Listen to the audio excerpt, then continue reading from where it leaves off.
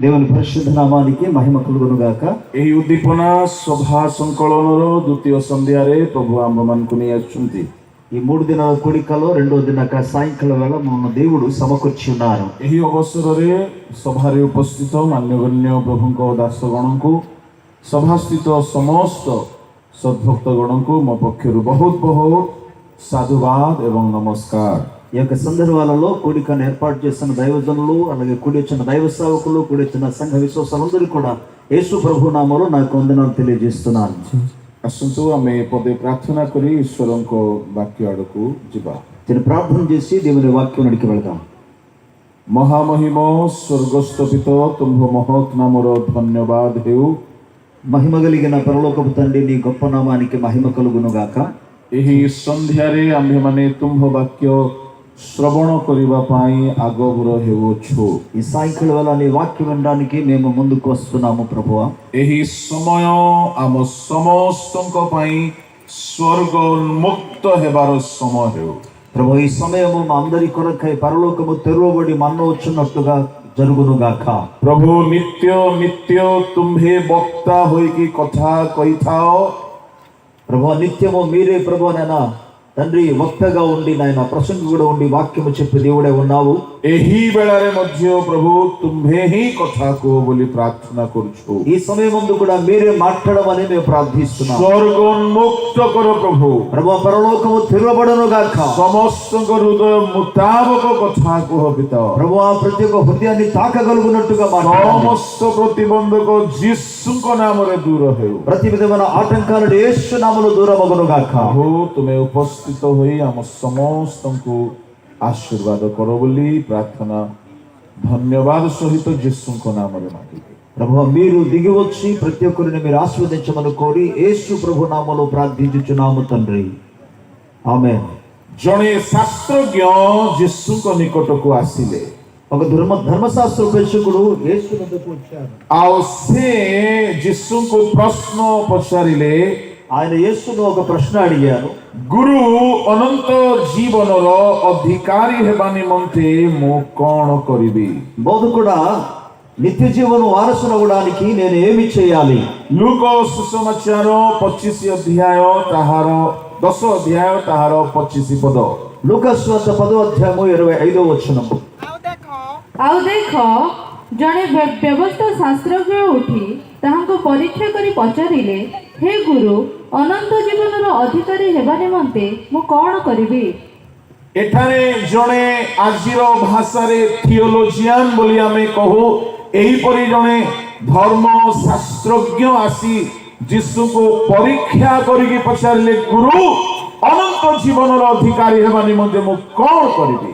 నేటి దినాల్లో ఇప్పుడు అంటే వేదాంత కళాశాలలో విద్య నేర్చుకున్నటువంటి ఒక వ్యక్తి లాగా ఇక్కడ మనం చూస్తే ఆ వ్యక్తి వచ్చి యేసు ప్రభువును పరీక్షిస్తే ఏమంటాడంటే, బోధకుడా నిత్య జీవనం అనుభవించడానికి నేనేమి చేయాలని అడుగుచున్నాడు। ସେ ପରୀକ୍ଷା କରିବା ଉଦ୍ଦେଶ୍ୟରେ ପଚାରୁଅଛନ୍ତି। ఆయన యేసు ప్రభువును పరీక్షిస్తూ ఈ ప్రశ్న అడుగుతున్నాడు। ତାହାର ପ୍ରଶ୍ନର ଉଦ୍ଦେଶ୍ୟ ଆଧ୍ୟାତ୍ମିକ ଜିଜ୍ଞାସା ନୁହେଁ। నిజానికి ఆయన అడుగుతున్న ప్రశ్నలో ఆధ్యాత్మిక జీవితంలో ఏదైనా ఒక విషయాన్ని తెలుసుకోవడానికి కాదది, କିନ୍ତୁ ଯୀଶୁଙ୍କୁ ଫାନ୍ଦରେ ପକାଇବା ପାଇଁ ପରୀକ୍ଷା କରିକି ସେ ପଚାରୁଛନ୍ତି। యేసు ప్రభు మీద ఏదో ఒక తప్పును ఆరోపించడానికి ఉద్దేశం కలిగి ఆయన ప్రశ్న అడుగుతున్నారు। ଯେଉଁମାନେ ଯୀଶୁଙ୍କୁ ପରୀକ୍ଷା କରିବା ପାଇଁ ପ୍ରଶ୍ନ କରୁଥାନ୍ତି, ଯୀଶୁ ସେମାନଙ୍କୁ ପ୍ରଶ୍ନ ବଦଳେ ଉତ୍ତର ନ ଦେଇକି ପ୍ରଶ୍ନ ବଦଳେ ପ୍ରଶ୍ନ ହିଁ କରନ୍ତି, ଆଉ ଉତ୍ତର ମିଳିଥାଏ। ఎవరైతే యేసుక్రీస్తు ప్రభువును పరీక్షించడానికి ప్రశ్న అడుగుతారో వారికి జవాబిచ్చి దానికి బదులుగా వారి ప్రశ్నకు మరొక ప్రశ్న వారికి యేసు ప్రభు చెప్పేవారు। ସେଥିରେ ଯୀଶୁ ତାହାକୁ କହିଲେ, అప్పుడు యేసు ఆయనతో ఏమన్నారంటే, ବ୍ୟବସ୍ଥାରେ କ'ଣ ଲେଖା ଅଛି? ధర్మశాస్త్రములో ఏమి రాయబడి ఉన్నది? ତୁମେ କିପରି ବ୍ୟବସ୍ଥା ପଢୁଅଛ? మీరు ధర్మశాస్త్రమును ఎలాగో చదువుకుంటున్నారు? ପ୍ରଶ୍ନର ବଦଳରେ ଉତ୍ତର ନ ଦେଇ ଯୀଶୁ ପ୍ରଶ୍ନ ହିଁ ଦେଲେ। ప్రశ్నకు ప్రతి బదులుగా జవాబు ఇవ్వకుండా యేసు ప్రభు మరో ప్రశ్న అతని ముందు పెట్టారు। ପ୍ରଭୁଙ୍କ ନାମର ଧନ୍ୟବାଦ। ప్రభు నామానికి మహిమ కలుగును గాక। ବେଳେ ବେଳେ ଆମ ସମାଜରେ ବି ସେମିତି ହୁଏ। కొన్ని సందర్భాల్లో మన యొక్క సమాజంలో కూడా ఆ విధంగా జరుగుతుంది. যদি কেহি টিকে বক্র হইকি প্রশ্ন করে তো আমি তাকে উল্টা প্রশ্ন করিথাও। ఎవరైనా సరే వంకరగా ప్రశ్న అడిగితే తిరిగి వాళ్ళకి మనం ప్రశ్న అడుగుతూ ఉంటాం. এখানে প্রভু মধ্য প্রশ্ন বদলে প্রশ্ন কলে। కాబట్టి ఇక్కడ యేసు ప్రభు కూడా ప్రశ్నకు ప్రతి బదులుగా ప్రశ్న সে అడిగాడు. গোটিয়ে প্রশ্ন পচারিলা, যিশু দুইটি প্রশ্ন পচারিলে। ఆయన ఒక ప్రశ్న అడిగితే యేసు ప్రభు రెండు ప్రశ్నలు అడిగాడు. ସେଥିରେ ସେଇ ଶାସ୍ତ୍ରଜ୍ଞ ହିଁ ଯୀଶୁଙ୍କ ପ୍ରଶ୍ନର ଉତ୍ତର ଦେଉ ଦେଉ ନିଜର ଉତ୍ତର ପାଇଗଲା। ఆ సమయంలో ఆ ధర్మశాస్త్ర ఉపదేశకుడు యేసుక్రీస్తు ప్రభువుకు జవాబిస్తూ తన యొక్క జవాబును ఆయన పొందుకున్నాడు. କଣ ସେ ଉତ୍ତର ଦେଲେ?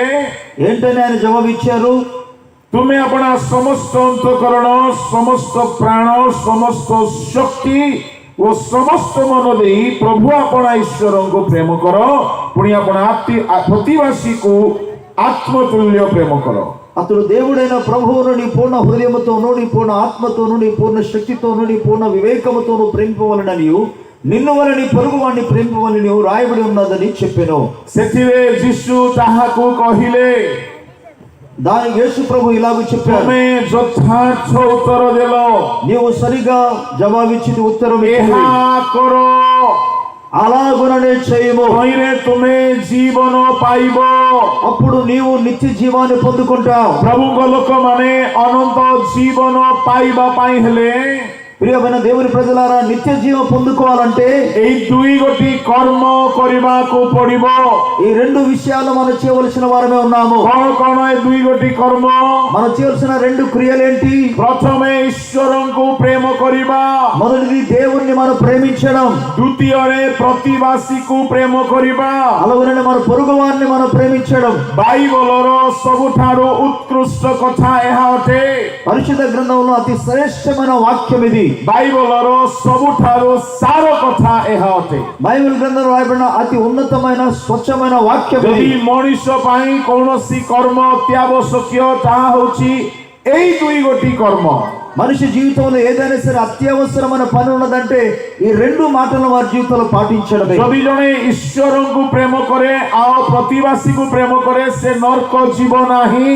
ఒక వ్యక్తి దేవుణ్ణి ప్రేమించి తన పొరుగు వాడిని ప్రేమిస్తే వాడు ఏమాత్రం కూడా నరకానికి వెళ్ళడు. ଯଦି ଜଣେ ଆତ୍ମିକ ଭାବରେ ବୃଦ୍ଧି ପାଇବା ପାଇଁ ଚାହେଁ, ଏ ଦୁଇ ଗୋଟି କର୍ମରେ ହିଁ ଆତ୍ମିକ ଅଭିବୃଦ୍ଧିର ସବୁ କଥା ଅଛି।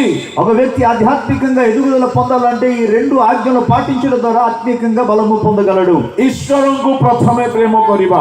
కాబట్టి దేవుణ్ణి మొదట ప్రేమించాలి. ପ୍ରଭୁଙ୍କ ଲୋକମାନେ దేవుని ప్రజలారా, ସେତେବେଳେ ଶାସ୍ତ୍ରଜ୍ଞ ଆଉ ଗୋଟିଏ ପ୍ରଶ୍ନ ଯୀଶୁଙ୍କୁ ପଚାରିଲା। అప్పుడు ఇక ధర్మశాస్త్ర ఉపదేశకుడు మరొక ప్రశ్న యేసు ప్రభువుని అడిగాడు. ଏବେ ସେ ଧାର୍ମିକ ବୋଲି ଦେଖାଇବାକୁ ଇଚ୍ଛା କରି ପଚାରୁଛି। ఇప్పుడు ఆయన తన్ను తాను నీతిమంతులుగా కనుపరుచుకోవడానికి ప్రయత్నం చేస్తూ అడుగుతున్నాడు. କଣ ବୋଲି ପଚାରିଲା? 29 ପଦ ପଢନ୍ତୁ। 29 వచనాన్ని చదువుకుందాం. କିନ୍ତୁ ସେ ଆପଣାକୁ ଧାର୍ମିକ ବୋଲି ଦେଖାଇବାକୁ ଇଚ୍ଛା କରି ଯୀଶୁଙ୍କୁ ପଚାରିଲେ, ତେବେ ମୋର ପ୍ରତିବାସୀ କିଏ?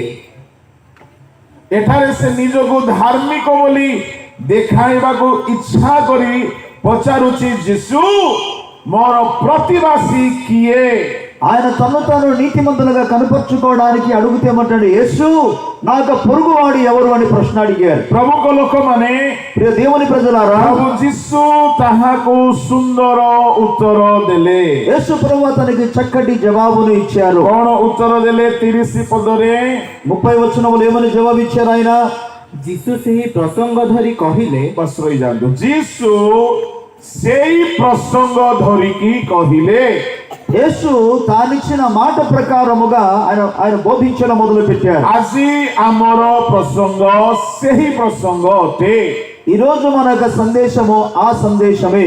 ଯୀଶୁ ଗୋଟିଏ ପ୍ରସଙ୍ଗ ଧରିକି ଏଠାରେ ବର୍ଣ୍ଣନା କରୁଛନ୍ତି। యేసు ప్రభు వారు ఒక ప్రసంగాన్ని బట్టి తీసుకొచ్చి దాన్ని వర్ణించడం మొదలు పెట్టాడు. କଣ ସେ ପ୍ରସଙ୍ଗ? ఏంటి యొక్క ప్రసంగము? ପ୍ରତିବାସୀ କିଏ? పొరుగువాడు ఎవరు? ପ୍ରତିବାସୀ କିଏ? పొరుగువాడు ఎవరు? ଯଦି ଆପଣ ମାନଙ୍କୁ ମୁଁ ପଚାରିବି, ఒకవేళ మిమ్మల్ని నేను అడిగాను అనుకోండి, ପ୍ରତିବାସୀ କିଏ ବୋଲି, నీ పొరుగువాడు ఎవరని అడిగితే ତାହେଲେ ଆପଣ ଦେଖିବେ ନିଜ ପାଖରେ କିଏ ଅଛି। అప్పుడు మీరు నీ పక్కన ఎవరున్నారో దాన్నే చూస్తారు. ତାହାକୁ ହିଁ ଆମେ ପ୍ରତିବାସୀ ବୋଲି ବୁଝୁ। పక్కనున్న వారిని మాత్రం మనం పొరుగువాడిని అనుకుంటున్నాం. ଯେହେତୁ ସାହିତ୍ୟ ବ୍ୟାକରଣ ଅନୁସାରେ प्रति स्थान रे थिबा आवासकारी हेला प्रतिवासी। ఈ యొక్క సాహిత్య వ్యాకరణము ప్రకారముగా మన ఇరుగు పొరుగు వారిని మనం జ్ఞాపకం చేసుకుంటూ వారే మనకు పొరుగు వారిని చెప్పి మనం అనుకుంటాం. किंतु बाइबल कथा को दुनियार व्याकरण अनुसार बुझा जीवा मूर्खता अटे। అయితే దేవుని యొక్క వాక్యాన్ని మనం అర్థం చేసుకోవడం ఇహలోక సంబంధమైన జ్ఞానము చేత అది ఏమాత్రం కూడా అర్థం కాదు. ఎందుకంటే ఒకవేళ అనుకుంటే అది అజ్ఞానమే. दुनियार विज्ञान अनुसार बाइबल को बुझी हेब नाई। ఈ లోక జ్ఞానము చేత బైబిల్ ఏమాత్రం మనం తెలుసుకోలేము. दुनियार विज्ञान रे आलोक हेबा पाई हेले लाइट जळिबा दरकार। ఈ లోక సంబంధంగా వెలుగు కావాలంటే ఇక లైట్ అని కూడా ఎలగాలి, नचे सूर्य थिबा दरकार। లేదా సూర్యుడు ఉండవలసినది. किंतु बाइबल रो विज्ञान को देखंतु అని బైబిల్లో ఉన్న జ్ఞానాన్ని ఒకసారి చూడండి. सूर्य चतुर्थ दिन रे सृष्टि हेला, సూర్యుడు 4వ దినాన సృజింపబడ్డాడు. किंतु प्रथम द्वितीय तृतीय दिन बिना सूर्य रे आलोक हेला। కానీ మొదటి 2-3 రోజుల్లో సూర్యుడు లేకుండానే వెలుగు ఉండేది. बिना सूर्य रे सकाळ हेला, बिना सूर्य रे संध्या हेला। సూర్యుడు లేకుండానే ఉదయించారు, సూర్యుడు లేకుండానే एनो అస్తమించారు. बाइबल रो विज्ञान ईश्वरन को विज्ञान अटे। కాబట్టి ఈ బైబిల్ యొక్క విజ్ఞానమే దేవుని యొక్క విజ్ఞానమై ఉన్నది. बाइबल रो गणित मध्य अलगा अटे। అలాగే బైబిల్ గ్రంథంలో యొక్క సంఖ్య అనేది గణిత సంఖ్య కూడా భిన్నమైనది. पिला माने टिके कहंतु 1 + 1 = 1 + 1 ఎంత పిల్లలు చెప్పండి? 1 + 1 समान। अच्छा ओडिया रे पचारिबा थिला बोते, ठीक है। 1 + 1 समान दुनिया रो गणित रे 2। ఈ లోకరీతిగా చెప్పాలంటే ఈ యొక్క సంఖ్య గణన సంఖ్య ప్రకారముగా 1 + 1 2 అవుతుంది. किंतु बाइबल रो गणित रे 1 + 1 समान 1 अटे। కానీ బైబిల్ యొక్క గణిత శాస్త్ర ప్రకారముగా 1 + 1 ఒకటే. स्त्री ओ पुरुष से दुहे मिसिकी एक हुअंती। ఎందుకనగా పురుషుడు మరియు స్త్రీ వారు కలిసినప్పుడు వారు ఏకమవుతారు. तेणु बाइबल रो गणित को दुनिया रो गणित रे आमे बुझी पाइबा नहीं। కాబట్టి ఇక బైబిల్ గ్రంథంలో యొక్క గణిత శాస్త్రాన్ని యహలోక సంబంధమైన గణిత శాస్త్రంతో మనం ఏమాత్రం కూడా పిలవలేము. दुनिया रो गणित रे 1 + 1 + 1 समान 3 अटे। ఈ లోకరీతిగా మనం చూస్తే 1 + 1 + 1 3 అవుతుంది. किंतु बाइबल रे 1 + 1 + 1 समान 1 अटे। పరిశుద్ధ గణిత శాస్త్ర ప్రకారంగా చూస్తే 1 + 1 + 1 కలిపితే पिता ఒకటే. पुत्र पवित्र आत्मा 3 1 अटे। ఎందుకనగా తండ్రి కుమారు పరిశుద్ధాత్మ దేవుడు. एनो बाइबल रो गणित दुनिया रो गणित नुहे। కాబట్టి పరిశుద్ధ గ్రంథంలో ఉన్న గణిత శాస్త్రము ఇహలోక సంబంధమైనది కాదు. एनो बाइबल रो कथा को बाइबल भाबरे बुझिबाको हेबो। కాబట్టి బైబిల్లో ఉన్న లేఖనాలు బైబిల్ ప్రకారంగానే మనం అర్థం बाइबल చేసుకోవాలి. रो शब्द को धरि चालिले हुए तो आपण बणा ही पारंती, भ्रांत ही पारंती। కాబట్టి బైబిల్లో ఉన్న శబ్దాలను కూడా తెలుసుకుంటే బహుశా మీరు పిచ్చులైపోతారేమో. एनो बाइबल रो भाव को बुझिबाको पड़िबो। కనుక బైబిల్లో ఉన్న వాటిలో భావాలను మనం తెలుసుకోవాలి. एठारे प्रभु यीशु ताहा बुझावछंती प्रतिवासी किए। ఇక్కడ యేసు ప్రభు వారు పొరుగువాడు ఎవరో తెలియజేస్తున్నాడు. यीशु गोटिए प्रसंग नेकी प्रचार आरंभ कले। యేసు ప్రభు వారు ఒక సందేశము ద్వారా ఆయన ప్రసంగించడం మొదలుపెట్టారు. प्रसंग हेउछि प्रतिवासी किए। ఆ యొక్క సందేశం ఏంటంటే నీ పొరుగువాడు ఎవరు ताहा बुझाइबा पई से गोटिए सुंदर उदाहरण दउछंती। దాన్ని తెలియజేయడానికి ఆయన చక్కటి ఉపమానమును ఉదాహరణ తెలియజేస్తున్నాడు. 31 32 33 34 टिके पढନ୍ତୁ। 30 వచనం నుండి 34 వచనం వరకు ఒకసారి చదువుకుందాం. ଯୀଶୁ ସେହି ପ୍ରସଙ୍ଗ ଧରି କହିଲେ, ଜଣେ ଲୋକ ଜିରୁସାଲମରୁ ଜିରିହୋକୁ ଯାଉ ଯାଉ ଡକାଇତମାନଙ୍କ ହାବୁଡ଼ରେ ପଡ଼ିଲା। ସେମାନେ ତାହାର ଲୁଗାପଟା ଛଡ଼ାଇ ନେଇ ଓ ମାଡ଼ ମାରି ତାହାକୁ ଦରମର ଅବସ୍ଥାରେ ଛାଡ଼ି ଚାଲିଗଲେ। ଘଟଣାକ୍ରମେ ଜଣେ ଯାଜକ ସେହି ବାଟ ଦେଇ ଯାଉଥିଲେ, ଆଉ ସେ ତାହାକୁ ଦେଖି ବାଟର ଆରପାଖ ଦେଇ ଚାଲିଗଲେ। ସେହି ପ୍ରକାରେ ଜଣେ ଲେବୀୟ ମଧ୍ୟ ସେ ସ୍ଥାନକୁ ଆସି ତାହାକୁ ଦେଖି ବାଟର ଆରପାଖ ଦେଇ ଚାଲିଗଲେ। କିନ୍ତୁ ଜଣେ ସମୀରଣୀୟ ପଥିକ ତାହା ନିକଟକୁ ଆସି ତାହାକୁ ଦେଖି ଦୟାରେ ବିଗଳିତ ହେଲେ ଏବଂ ପାଖକୁ ଯାଇ ତାହାର କ୍ଷତ ସବୁରେ ତୈଳ ଓ ଦ୍ରାକ୍ଷାରସ ଢାଳି ସେହି ସବୁ ବାନ୍ଧିଦେଲେ। ଆଉ ତାହାକୁ ଆପଣା ବାହନ ଉପରେ ବସାଇ ତାହାକୁ ଗୋଟିଏ ପାନ୍ଥଶାଳାକୁ ଘେନି ଯାଇ ତାହାର ସେବା ଶୁଶ୍ରୂଷା କଲେ। 35 36 37 ଏହି ଆର ଦିନ ସେ 2ଟି ଟଙ୍କା ବାହାର କରି ପାନ୍ଥଶାଳାର କର୍ତ୍ତାକୁ ଦେଇ କହିଲେ, ଏହାର ସେବା ଶୁଶ୍ରୂଷା କର, ଆଉ ଯାହା କିଛି ଅଧିକ ଖର୍ଚ୍ଚ କରିବ ତାହା ମୁଁ ବାହୁଡ଼ି ଆସିବା ସମୟରେ ତୁମ୍ଭକୁ ପରିଶୋଧ କରିବି। ଏହି 3 ଜଣଙ୍କ ମଧ୍ୟରୁ କିଏ ଡକାୟତମାନଙ୍କ ହାବୁଡ଼ରେ ପଡ଼ିଥିବା ଲୋକଟିର ପ୍ରତିବାସୀ ବୋଲି ମନେ କରୁଅଛ? ସେ କହିଲେ, ଯେ ତାହା ପ୍ରତି ଦୟା କଲା ସେ। ଯୀଶୁ ତାଙ୍କୁ କହିଲେ, ଯାଅ ତୁମ୍ଭେ ମଧ୍ୟ ସେହି ପ୍ରକାର କର। ଯୀଶୁ ତାହାକୁ କହିଲେ, ଶାସ୍ତ୍ରଜ୍ଞକୁ କହିଲେ, ତୁମେ ମଧ୍ୟ ଯାଅ ସେହି ପ୍ରକାର କର। యేసు అందుకు యేసు నీవును వెళ్ళి అలాగు చేయమని అతనితో చెప్పెను। ଏଠାରେ ଯୀଶୁ ଗୋଟିଏ ସୁନ୍ଦର ଉଦାହରଣ ଦେଉଛନ୍ତି। ఇక్కడ యేసు ప్రభు ఒక చక్కటి ఒక ఉదాహరణ తెలియజేస్తున్నాడు। ଏହି ఉదాహరణର ఉద్దేଶ୍ୟ ପ୍ରସଙ୍ଗ କ'ଣ ଅଟେ? ఆయన ఇస్తున్న ఒక ఉదాహరణతో కూడిన ఒక ప్రసంగం ఏంటి? ତୁମର ପ୍ରତିବାସୀ କିଏ? నీ పొరుగువాడు ఎవరు? ଆଉ ପ୍ରତିବାସୀକୁ ଆତ୍ମତୁଲ୍ୟ ପ୍ରେମ କିପରି କରିବା ଉଚିତ? పొరుగువాడిని ఏ విధంగా తన్ను వల్ల తాను ప్రేమించాలి? ଜଣେ ଶାସ୍ତ୍ରଜ୍ଞକୁ ଯୀଶୁ କହିଲେ, ఒక ధర్మశాస్త్ర ఉపదేశకుడు నేర్చుకునేమన్నారంటే, ଯାଅ ସେଇ ପ୍ରକାର କର। నీవు వెళ్ళి అలాగూ చేయము। କ'ଣ କରିବ ସିଏ? ఆయన ఏమి చేయాలి? ସେ ଯେପରି ଦୟା କଲା ତୁମେ ମଧ୍ୟ ସେହି ପ୍ରକାରେ କର। ఆయన ఎలాగైతే దయను చూపించారో నీవు కూడా వెళ్ళి ఆ విధంగా దయను చూపింపు। ପ୍ରଭୁଙ୍କ ଲୋକମାନେ ଦୟା କେଉଁଠାରୁ ଆସେ? దేవుని ప్రజలారా, దయ కనికరం అంది ఎక్కడి నుండి వస్తుంది? ଦୟା ପ୍ରେମ ଥିଲେ ହିଁ ଆସେ। ఈ కనికరం అంది ప్రేమ నుండి మాత్రం వస్తుంది। ଯଦି ଆପଣଙ୍କ ହୃଦୟରେ ଜଣଙ୍କ ପ୍ରତି ଦୟା ଆସୁନାହିଁ, ఒకవేళ ఇతరుల పట్ల నీలో దయ జాలి రాకపోతే ତାହେଲେ ଆପଣଙ୍କ ହୃଦୟରେ ପ୍ରେମ ନାହିଁ। దాని అర్థం మీ హృదయంలో ప్రేమ లేదు। ଆଉ ଯଦି ପ୍ରେମ ନାହିଁ, ఒకవేళ ప్రేమ లేకపోతే ତାହେଲେ ଅନନ୍ତ ଜୀବନର ଅଧିକାରୀ ନୁହନ୍ତି। మీరు నిత్య జీవనకు వారసులు కాలేరు। ଆମେ ହୁଏତ ବାଇବଲ ବହୁତ ଜାଣିଛୁ, ଶାସ୍ତ୍ରଜ୍ଞ ମାନେ ଅଟୁ। ఒకవేళ బైబిల్ గ్రంథాన్ని బాగా ఎరిగిన వారు ధర్మశాస్త్ర ఉపదేశకులుగా ఉండవచ్చు। ଯଦି ପ୍ରେମ କରିବା ଜାଣିନାହୁଁ ତ ଅନନ୍ତ ଜୀବନ ପାଇବା ନାହିଁ। ప్రేమించడం కానీ చేత కాకపోతే నిత్య జీవాన్ని మాత్రం పొందుకోలేరు। ଚାଷୀ ପରିବାର ମାନଙ୍କରେ ପ୍ରେମର ଅଭାବ, నేడు దినాల్లో కుటుంబాల్లో ప్రేమ యొక్క కొదువ కనబడుతుంది। ମଣ୍ଡଳୀ ମଧ୍ୟରେ ప్రేమର ଅଭାବ, సంఘాల్లో ప్రేమ యొక్క లోపం ఉన్నది। ଈଶ୍ୱରଙ୍କ ପ୍ରତି ମନୁଷ୍ୟ ପ୍ରତି ପ୍ରେମର ଅଭାବ। దేవుని ఎడల మనుషుల ఎడల ప్రేమ యొక్క లోపము కనబడుతుంది। ଲୋକେ କର୍ତ୍ତବ୍ୟ କରନ୍ତି କିନ୍ତୁ ପ୍ରେମ ନାହିଁ। ప్రజలు బాధ్యత వహిస్తున్నారు కానీ ప్రేమ మాత్రం కనబడటం లేదు। ପ୍ରଭୁଙ୍କ ଲୋକମାନେ ଯଦି ପ୍ରେମ ନାହିଁ ତ ମନେ ରଖୁ ଅନନ୍ତ ଜୀବନ ନାହିଁ। ప్రియ దేవుని బిడ్డలారా, జ్ఞాపకం చేసుకోండి, ప్రేమ లేకపోతే నిత్య జీవము ఉండదు। ଏଣୁକରି ପ୍ରଭୁ ଯୀଶୁ ଏଠାରେ ସ୍ପଷ୍ଟ କରୁଛନ୍ତି, అందుకే యేసు ప్రభు ఇక్కడ స్పష్టంగా చెప్తున్నారు, ଅନନ୍ତ ଜୀବନର ଅଧିକାରୀ ହେବା ପାଇଁ ହେଲେ నిత్య జీవమునకు వారసులు కావాలంటే ଈଶ୍ୱରଙ୍କୁ ଆଉ ମନୁଷ୍ୟକୁ ପ୍ରେମ କରିବାକୁ ହବ। దేవుని అలాగే మనుషులను ప్రేమించేవారై ఉన్నారు। ପ୍ରଥମେ ପ୍ରତିବାସୀକୁ ପ୍ରେମ କଥା ଟିକିଏ କହିବି, అయితే మొదట పొరుగువాడిని ప్రేమించే విషయంలో మాట్లాడాలి। ତାପରେ ଈଶ୍ୱରଙ୍କୁ ପ୍ରେమ କଥା ଟିକିଏ ఆ କହିବି। తర్వాత దేవుని ప్రేమించే వాటి గురించి మాట్లాడతాం। ଯଦି ସମୟ ଅନୁମତି ଦିଏ ତ ନିଶ୍ଚୟ ଦୁଇ କୋଟି କଥା ଦେଖିବା। ఒకవేళ ప్రభు మనకు సమయం అవకాశం ఇస్తే దీని రెండు ధ్యానం చేసుకుందాం। ଯେତିକି ସମୟ ହେଉଛି ଆମେ ସେତିକି କଥାରେ ସନ୍ତୁଷ୍ଟ ହେବା। అయితే ఎంత సమయం వచ్చినా అందులోనే మనం తృప్తి పొందుదాం। ପ୍ରତିବାସୀ କିଏ ଆଉ ପ୍ରେମ କିପରି କରିବା ଉଚିତ? పొరుగువాడు ఎవరు? ఏ విధంగా మనం ప్రేమించాలి? ପ୍ରତିବାସୀ ଆମ ପାଖରେ ଥିବା ଲୋକ ହିଁ ନୁହେଁ। ప్రియులారా, పొరుగువాడు అనగా మన పక్కన ఉన్నవాడు మాత్రమే కాదు। ଏଠାରେ ଯୀଶୁ ତାହା ବୁଝାଉଛନ୍ତି।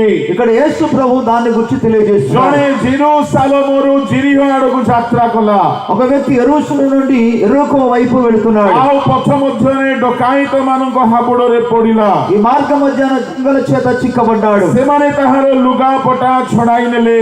వారు ఆయన యొక్క వస్త్రములన్నీ కూడా సమస్య నుంచి తీసుకెళ్లిపోయారు। ମାଡ଼ ମାରି ତାହାକୁ ଦରମରା ଅବସ୍ଥାରେ ଛାଡି అతని ଚାଲିଗଲେ। కొర ప్రాణములు విడిచిపెట్టి వెళ్ళిపోయారు। ପ୍ରଭୁଙ୍କ ଲୋକମାନେ ଏଇ ଘଟଣାର ଦୁଇ ଗୋଟି ପୃଷ୍ଠ ଭାଗ ଅଛି। ప్రియులారా, ఇక్కడ రెండు విధాలుగా మన విషయాన్ని మనం చూడగలం। ମୁଁ ପ୍ରଥମ ପୃଷ୍ଠ ଭାଗ କହିବି, మొదటి భాగాన్ని మీకు చెప్పడానికి ఆశిస్తున్నా। ଯୀଶୁ ପ୍ରତିବାସୀ କିଏ ତାହା ବୁଝାଇବାକୁ ఆ ଯାଉଛନ୍ତି। పొరుగువాడు ఎవరో దాన్ని చెప్పడానికి యేసు ప్రభు వెళుతున్నారు। କିନ୍ତୁ ପ୍ରଭୁ ଯାହା ବି କହନ୍ତି కానీ యేసు ప్రభు ఏది చెప్పినా ତାହା କେବଳ ଗୋଟିଏ ଅର୍ଥ ନଥାଏ, ତାହାର କୌଣସି ସ୍ୱର୍ଗୀୟ କନେକ୍ସନ ବି ଥାଏ। యేసు ప్రభు చెప్పిన ప్రతి మాట కేవలం ఒక అర్థం ఉండదు, కానీ పరలోకానికి సంబంధించిన అర్థాలు అక్కడ ତେଣୁ ఉంటాయి. ଯୀଶୁଙ୍କର କଥା ସକଳ ନିଗୂଢ କଥା ଅଟେ। ఎందుకనగా యేసు ప్రభు చెప్పిన ప్రతి మాటలను కూడా మర్మయుక్తమైనది. ଏହାର ଶାରୀରିକ ପୃଷ୍ଠଭୂମିକୁ ଆମେ ପ୍ରଥମେ ଦେଖିବା, కాబట్టి ఈ ఇహలోక సంబంధం ప్రకృతి సంబంధం విషయాన్ని మొదలు మనం చూసుకుందాం. ତାପରେ ତାହାର ଆଧ୍ୟାତ୍ମିକ ପୃଷ୍ଠଭୂମିକୁ ଦେଖିବା। ఆ తర్వాత ఆత్మ సంబంధం విషయాన్ని మనం చూసుకుందాం. ଆଉ ଘଟଣାକ୍ରମେ ଜଣେ ଯାଜକ ସେଇ ବାଟ ଦେଇ ଯାଉଥିଲେ। ఆ సంఘటనలో ఒక యాజకుడు ఆ మార్గంలో వెళుతున్నాడు. ସେ ଦେଖିଲେ ବାଟର ଆର ପାଖ ଦେଇ ଚାଲିଗଲେ।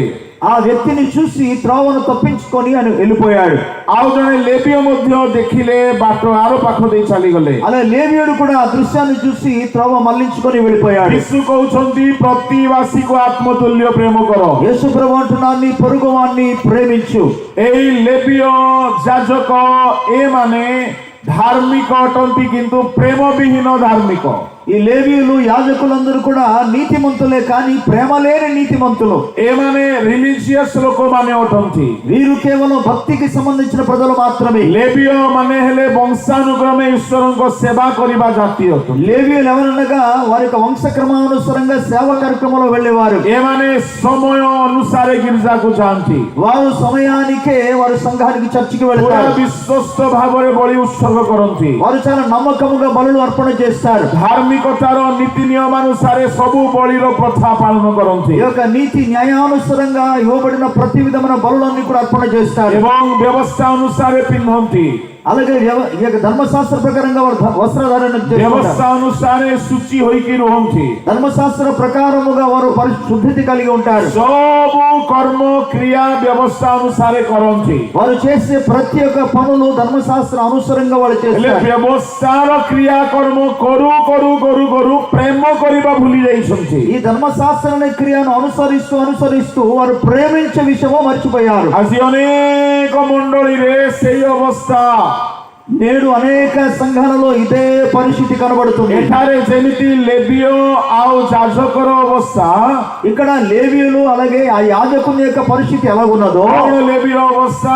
లేవి యొక్క పరిస్థితి ఏంటి? ఇక్కడ ଈଶ୍ୱରଙ୍କ କର୍ମ କରୁଅଛନ୍ତି, దేవుని యొక్క కార్యమును చేస్తున్నారు కానీ ଈଶ୍ୱରଙ୍କ ଲୋକମାନଙ୍କ ପାଇଁ କରୁଅଛନ୍ତି, దేవుని ప్రజల కొరకే ఆయన పని చేస్తున్నాడు కానీ ଆଉ ନିଜେ ବହୁତ ଧାର୍ମିକ ଭାବରେ ଅଛନ୍ତି, తనంతట తాను నీతి కలిగి ఉన్నాడు ఆయన.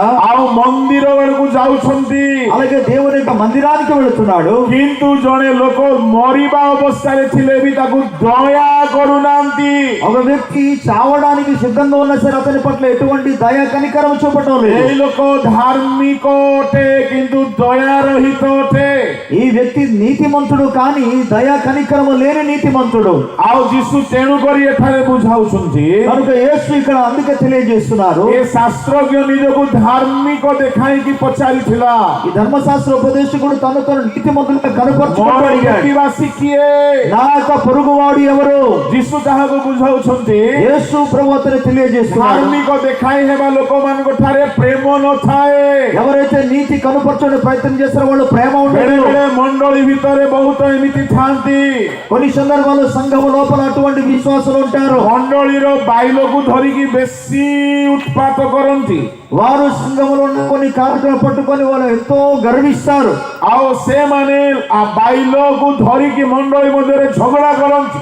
ఆ సంఘంలో ఉన్న కొన్ని నియమాలు పట్టుకొని గొడవలు కూడా చేసేస్తారు. ଆଉ ସେମାନେ ବହୁତ ରିଲିଜିୟସ୍ ଅଟନ୍ତି। వారు ఎంతో మతపరమైన భక్తి కలిగిన వారు. ଆଉ ସେଦିନ ଲେବୀୟ କାହିଁକି ତାକୁ ଦୟା କଲା ନାହିଁ? ఆ రోజు అసలు ఎందుకు లేవీయుడు అతని పట్ల ତାର కనికరించలేదు? କାରଣ ହେଉଛି ବ୍ୟବସ୍ଥା। దాని అర్థము ధర్మశాస్త్రము. ବ୍ୟବସ୍ଥା ଅନୁସାରେ ସେ ଏତେ ଭକ୍ତ ହେଇଯାଇଥିଲା ଯେ ధర్మశాస్త్ర ప్రకారంగానే ఎంత భక్తిపరుడు అంటే ଯଦି ତାକୁ ଦୟା କରିବା ପାଇଁ ହାତ ବଢାଇବ, ఒకవేళ అతన్ని దయ చూపడానికి చేతులు ଆଉ చాపితే, ସେତେବେଳେ ଯଦି ସେ ମରିଯାଏ, ఒకవేళ ఆ వ్యక్తి చనిపోయాడు అనుకోండి, ତାହେଲେ ଶବକୁ ଛୁଇଁବା ହେତୁ ଯାଜକ ଅଶୁଚି ହେଇଯିବ। శవమును ముట్టడం మూలంగా యాజకుడు అపవిత్రుడైపోతాడు. ଅଶୁଚି ଯଦି ହେଇଗଲା, ఒకవేళ అపవిత్రుడైపోతే ତାହେଲେ ସେଦିନ ମନ୍ଦିରରେ ପ୍ରବେଶ କରିପାରିବ ఆ ନାହିଁ। రోజు ఆయన మందిరములో ప్రవేశించలేడు. ଆଉ ଯଦି ମନ୍ଦିରରେ ପ୍ରବେଶ କରିବ ନାହିଁ, ఒకవేళ ఆ మందిరములో ప్రవేశించకపోతే ତାହେଲେ ଯାଜକ ମାନଙ୍କୁ ବଳିର ପଶୁର ଡାହାଣ ବକ୍ଷ ଡାହାଣ ଚଟୁଆ ମିଳୁଥିଲା, ତାହା ତାକୁ ମିଳିବ ନାହିଁ। యాజకులకి బలి అర్పణ చేసిన తర్వాత ఈ యొక్క పశువు యొక్క కుడి కాళ్ళు కావచ్చు, కుడి చేతి కావచ్చు, అది వారికి అర్పణగా ఇచ్చేస్తారు. ఒకవేళ బలి చేయలేదు అనుకోండి, ఇవి ఆయనకి ఏమాత్రం దొరకదు. ସଦାପ୍ରଭୁଙ୍କ ମନ୍ଦିରରେ ଗୋଟିଏ ଜାଗାରେ ବଳି ଉତ୍ସର୍ଗ ହୁଏ. దేవుని యొక్క మందిరములో ఒక స్థలంలో బలి అర్పణ ପୁରା చేస్తారు. ଇସ୍ରାଏଲ ଦେଶର ଲୋକମାନେ ସେଠାକୁ ଯାଆନ୍ତି. ఇజ్రాయెల్ దేశ ప్రజలందరూ కూడా అక్కడికే వెళతారు. ଗୋଟିଏ ଦିନରେ ପାଖାପାଖି 100, 150, 200 ବେଳେ ବେଳେ 300 ବଳିଦାନ ବି ହୁଏ. ఒక్క రోజున వీలైతే 100 వరకు, 200, 300 వరకు కూడా బలి అర్పణ చేస్తారు. ଭାବି ନିଅନ୍ତୁ ଗୋଟେ 50ଟା ଯାଜକ ଅଛନ୍ତି, మనం అనుకుందాం అక్కడ 50 మంది యాజకులు ఉన్నారు. ଗୋଟିଏ 100ଟା ପଶୁ ବଳି ହେଲା, అక్కడ 100 పశువులు వధింపబడింది. 100ଟା ଡାହାଣ ବକ୍ଷ ଡାହାଣ ଚଟୁଆ ଏମାନଙ୍କୁ ଭାଗରେ ପଡିଲା. అప్పుడు ఈ 100 మందికి ఆ పశువు యొక్క కుడి కాళ్ళు అలాగే కుడి చెయ్యి అనేది వారి చేతికి వారికి వంతు ଏମାନେ వస్తుంది. କଣ କରିବେ? ସବୁ ତ ରାନ୍ଧିକି ଖାଇଲେ ସରିବ ନାହିଁ. వీళ్ళు ఏం చేస్తారంటే అంతా వంట చేసి తిన్నారు అనుకోండి, వాళ్ళకి సరిపోదు కాబట్టి ମନ୍ଦିର ବାହାରେ ହିଁ ଗୋଟିଏ ମାଂସ ଦୋକାନ ଖୋଲି ଦେଇଛନ୍ତି. వారు దేవాలయం పక్కనే ఒక మాంసపు దుకాణం తయారు చేశారు. ଆଉ ସେଠାରୁ ତାହା ବିକ୍ରି ହଉଛି. అక్కడ నుండి వాళ్ళు అమ్మడం మొదలు పెట్టారు. ସେଠାରେ ଆଙ୍କରି ଲୋକମାନେ ହିଁ ଦୋକାନରେ ବସିଛନ୍ତି. అక్కడ వీళ్ళకి సంబంధించిన వారి దుకాణంలో కూర్చున్నారు. ଏମାନେ କେତେ ମାଂସ ଖାଇବେ? ఎంతవరకు ఈ మాంసం తినగలరు? ଆଉ ଯଦି ଭାବି నిଅନ୍ତୁ 50ଟା ଯାଜକ ଅଛନ୍ତି, మనం అనుకుందాం ఒకవేళ 50 మంది యాజకులు ఉన్నారు అనుకోండి, ଯଦି 200ଟା ପଶୁ ବଳି ହେଲା, 200 పశువులు కానీ బలి చేయబడితే ତାହେଲେ ଗୋଟିଏ ଗୋଟିଏ ଯାଜକକୁ 4ଟା ବକ୍ଷ 4ଟା ଚଟୁଆ ମିଳିଲା. అప్పుడు ఒక్కొక్క యాజకునికి ఆ 4 చేతులు 4 కాళ్ళు వస్తాయి. ଗୋଟେ ବକ୍ଷରେ କେତେ ମାଂସ ଥିବ ଆଜ୍ଞା? ఒక కాళ్ళలో ఎంత మాంసం ఉంటుందండి? କମ ସେ କମ ଗୋଟେ 5 କେଜି. ఇంచుమించు కనీసం ఒక 5 కేజీలు ଆଉ ఉంటాయి. ଗୋଟେ ଚଟୁଆରେ କେତେ ମାଂସ ଥିବ?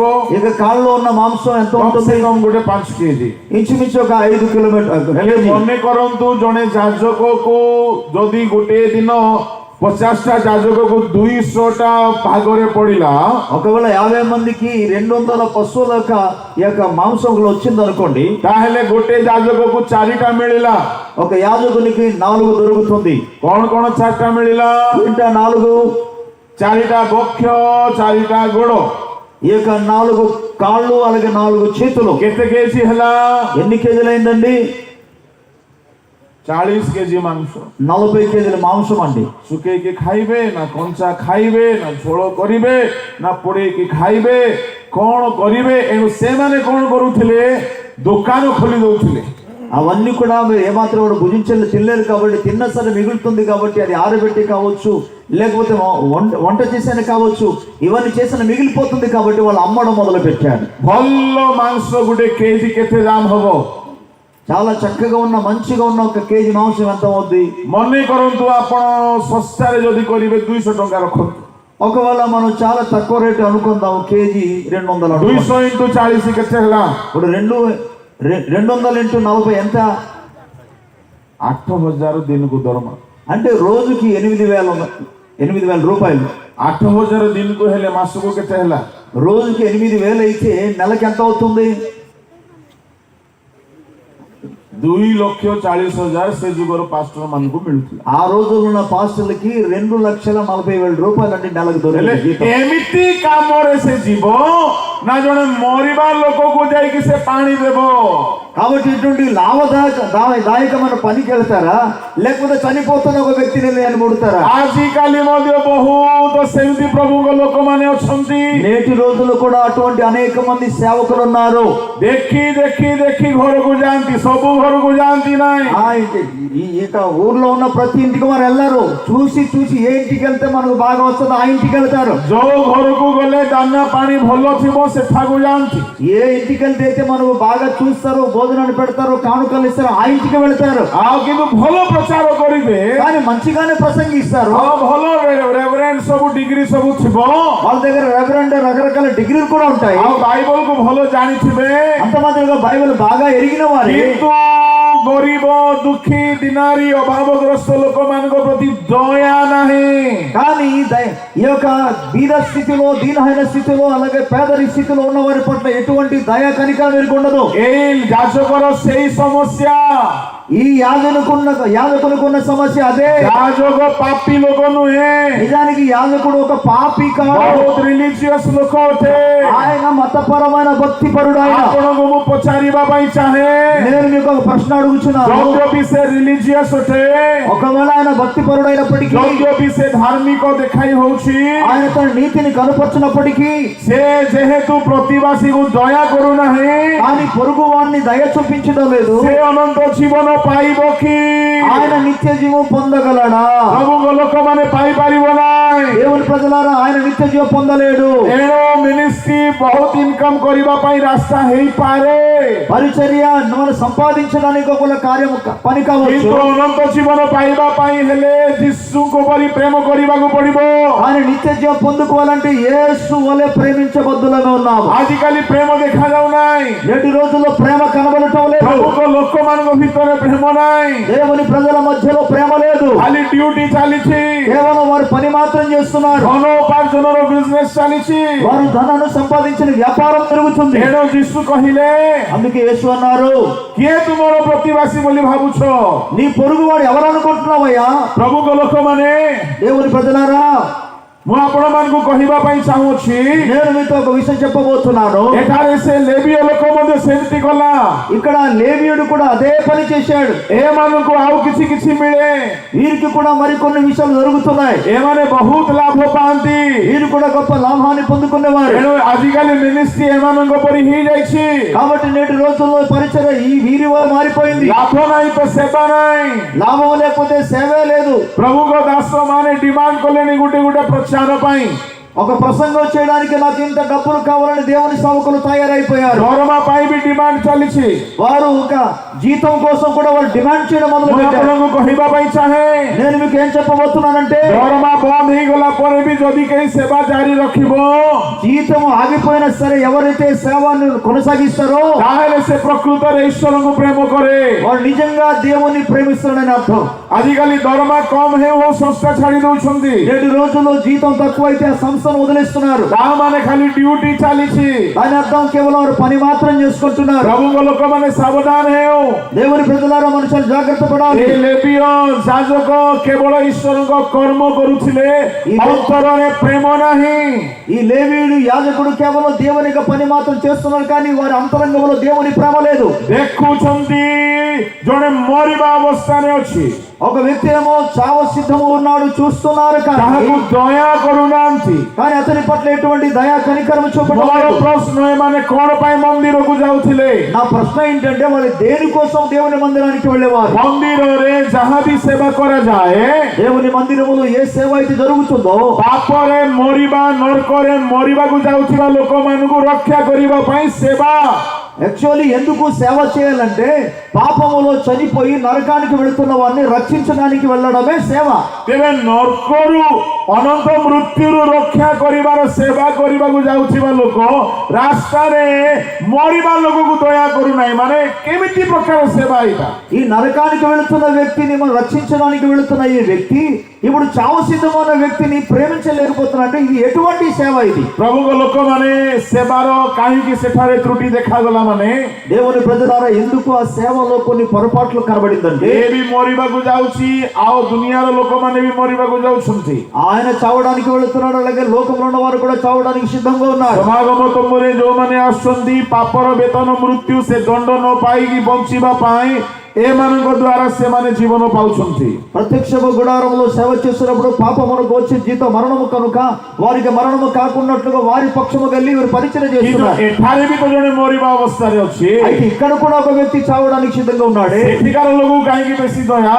అక్కడ ఉన్న వాళ్ళకి మాత్రం ఎందుకు ఎక్కువ దయ చూపడం? ସେଠି ଦୟା ଦେଖାଇଲେ ମାଲ ମିଳିବ, అక్కడ దయ చూపిస్తే వీరికి కొంత లాభం దొరుకుతుంది। ଏଠି ଦୟା ଦେଖାଇଲେ ଅଶୁଚି ହେଇଯାଇ ପାରନ୍ତି। ఇక్కడ దయ చూపించడం కూడా అపవిత్రులు అయిపోతారు। ଏଣୁ ଯୀଶୁ କହିଲେ, ହେ ଶାସ୍ତ୍ରଜ୍ଞ, అందుకే యేసు ప్రభువు అన్నాడు, ఓ ధర్మశాస్త్ర ఉపదేశకుడా, ତୁମେ ଏହି ପ୍ରକାର మీరు అలాగనే ఉన్నారు. ତାପରେ କଣ ହେଲା ଘଟଣାରେ దాని తర్వాత ఏమి జరిగిందంటే ଜଣେ ସମୀରଣୀୟ ଲୋକ ଆସିଲା ఒక సమరయుడు ఆ మార్గంలో వచ్చాడు. ଆଉ ସମୀରଣୀୟ ଲୋକ ଆସିକି ଦୟାରେ ବିଗଳିତ ହେଲା ఆ సమరయుడు వచ్చి చావు సిద్ధంగా ఉన్న వ్యక్తి పట్ల చూసి ఆయన కనికరము దయతో కదిలిపోయాడు. ସେ ସମୀରଣୀୟ ତାହାର ପାଖକୁ ଗଲା ఆ సమరయుడు తన దగ్గరికి వెళ్ళాడు.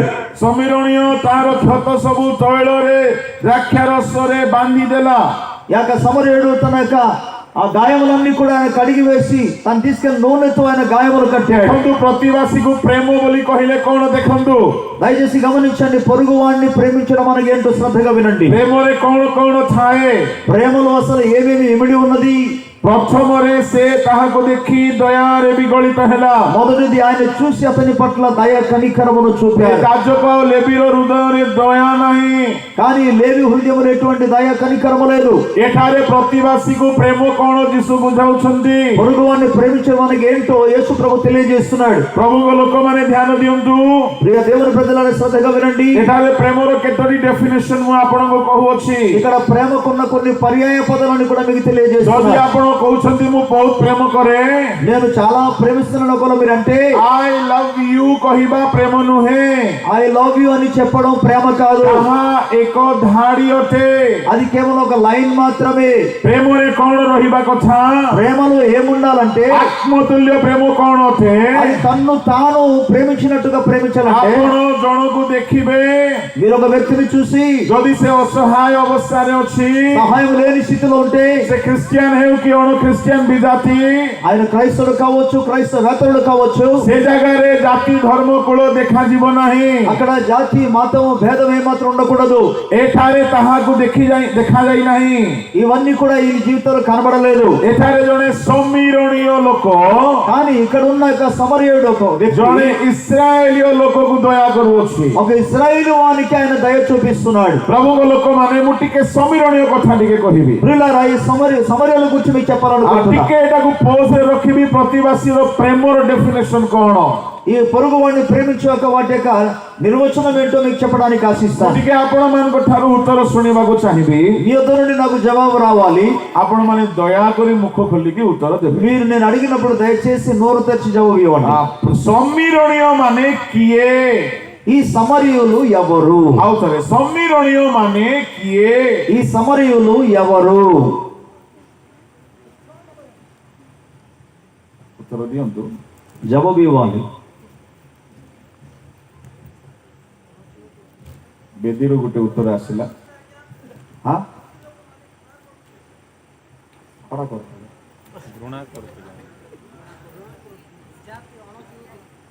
ଅଣଜିହୁଦୀ ମା ମାନେ କିଛି ఉత్తର అమ్మలారా ఏమని చెప్తారా? జవాబు ఇస్తారా? ఇస్తారండి ఇస్తారా? జవాబు ఇవ్వండి আচ্ছা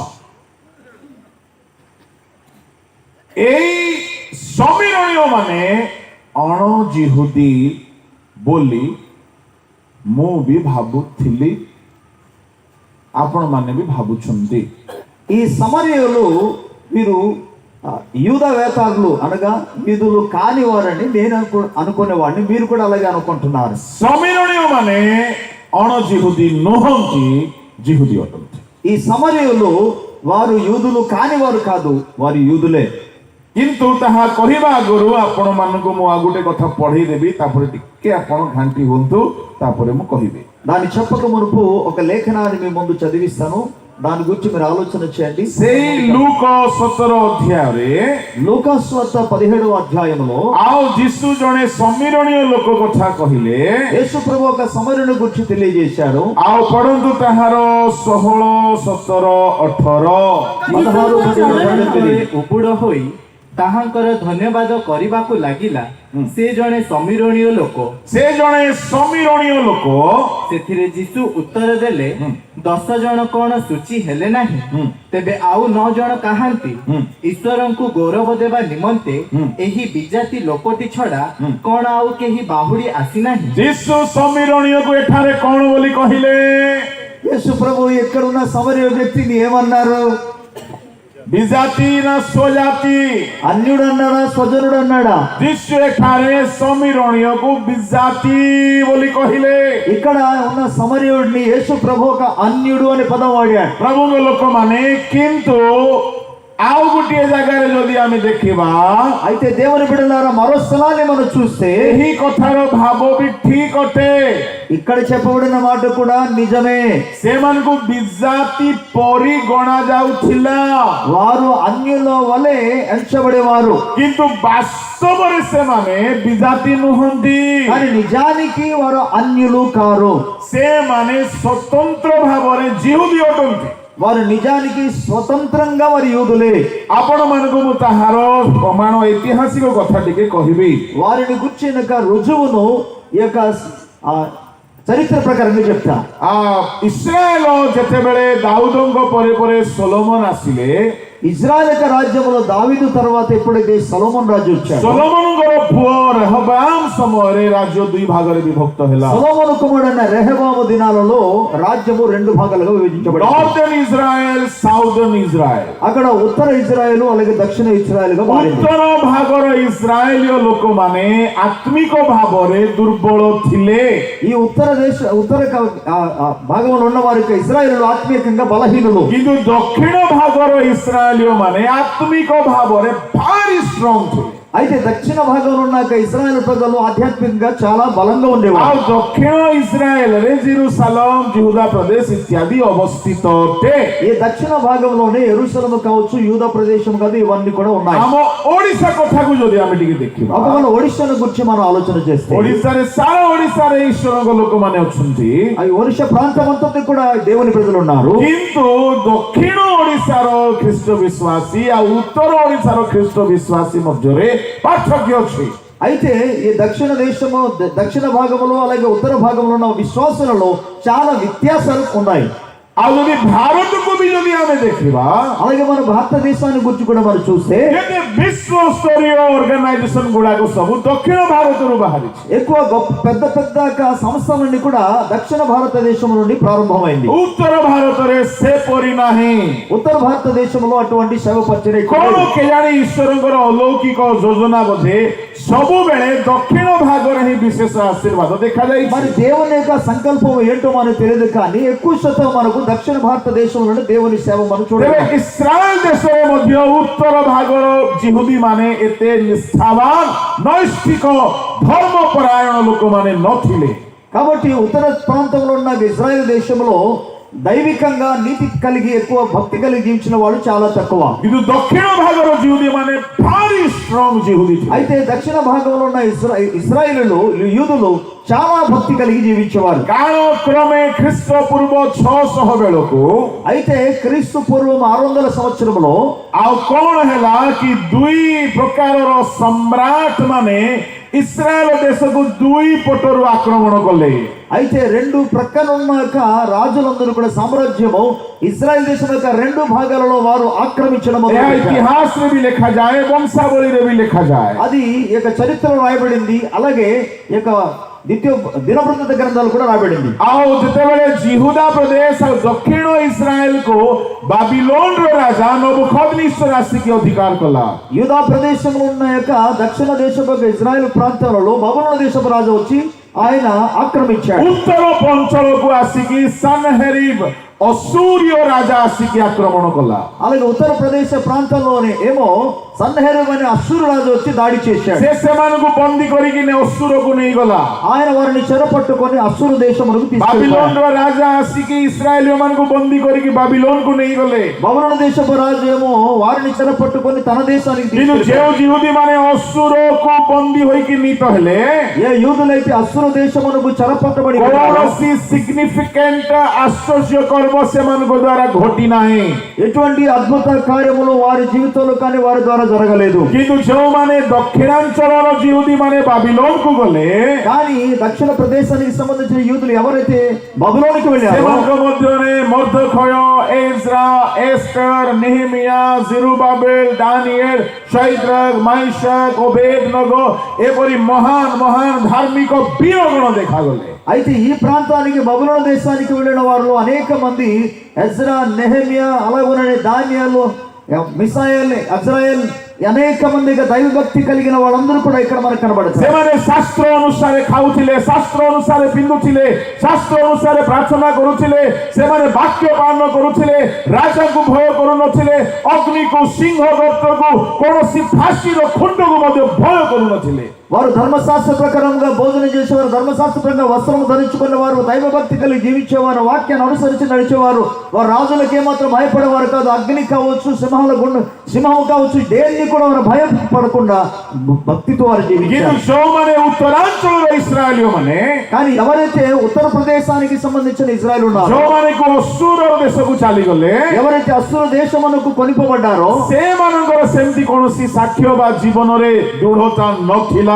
వారి జీవితంలో ఎటువంటి అద్భుతాల సాక్ష్యాలు కానీ భక్తి కానీ ସେମାନେ ସେ ଦେଶକୁ ଯାଉ ଯାଉ వారు ఆ దేశమునకు వెళ్ళిన ସେ వెంటనే ଦେଶରେ ଯାହା ମିଳିଲା ଖାଇଲେ.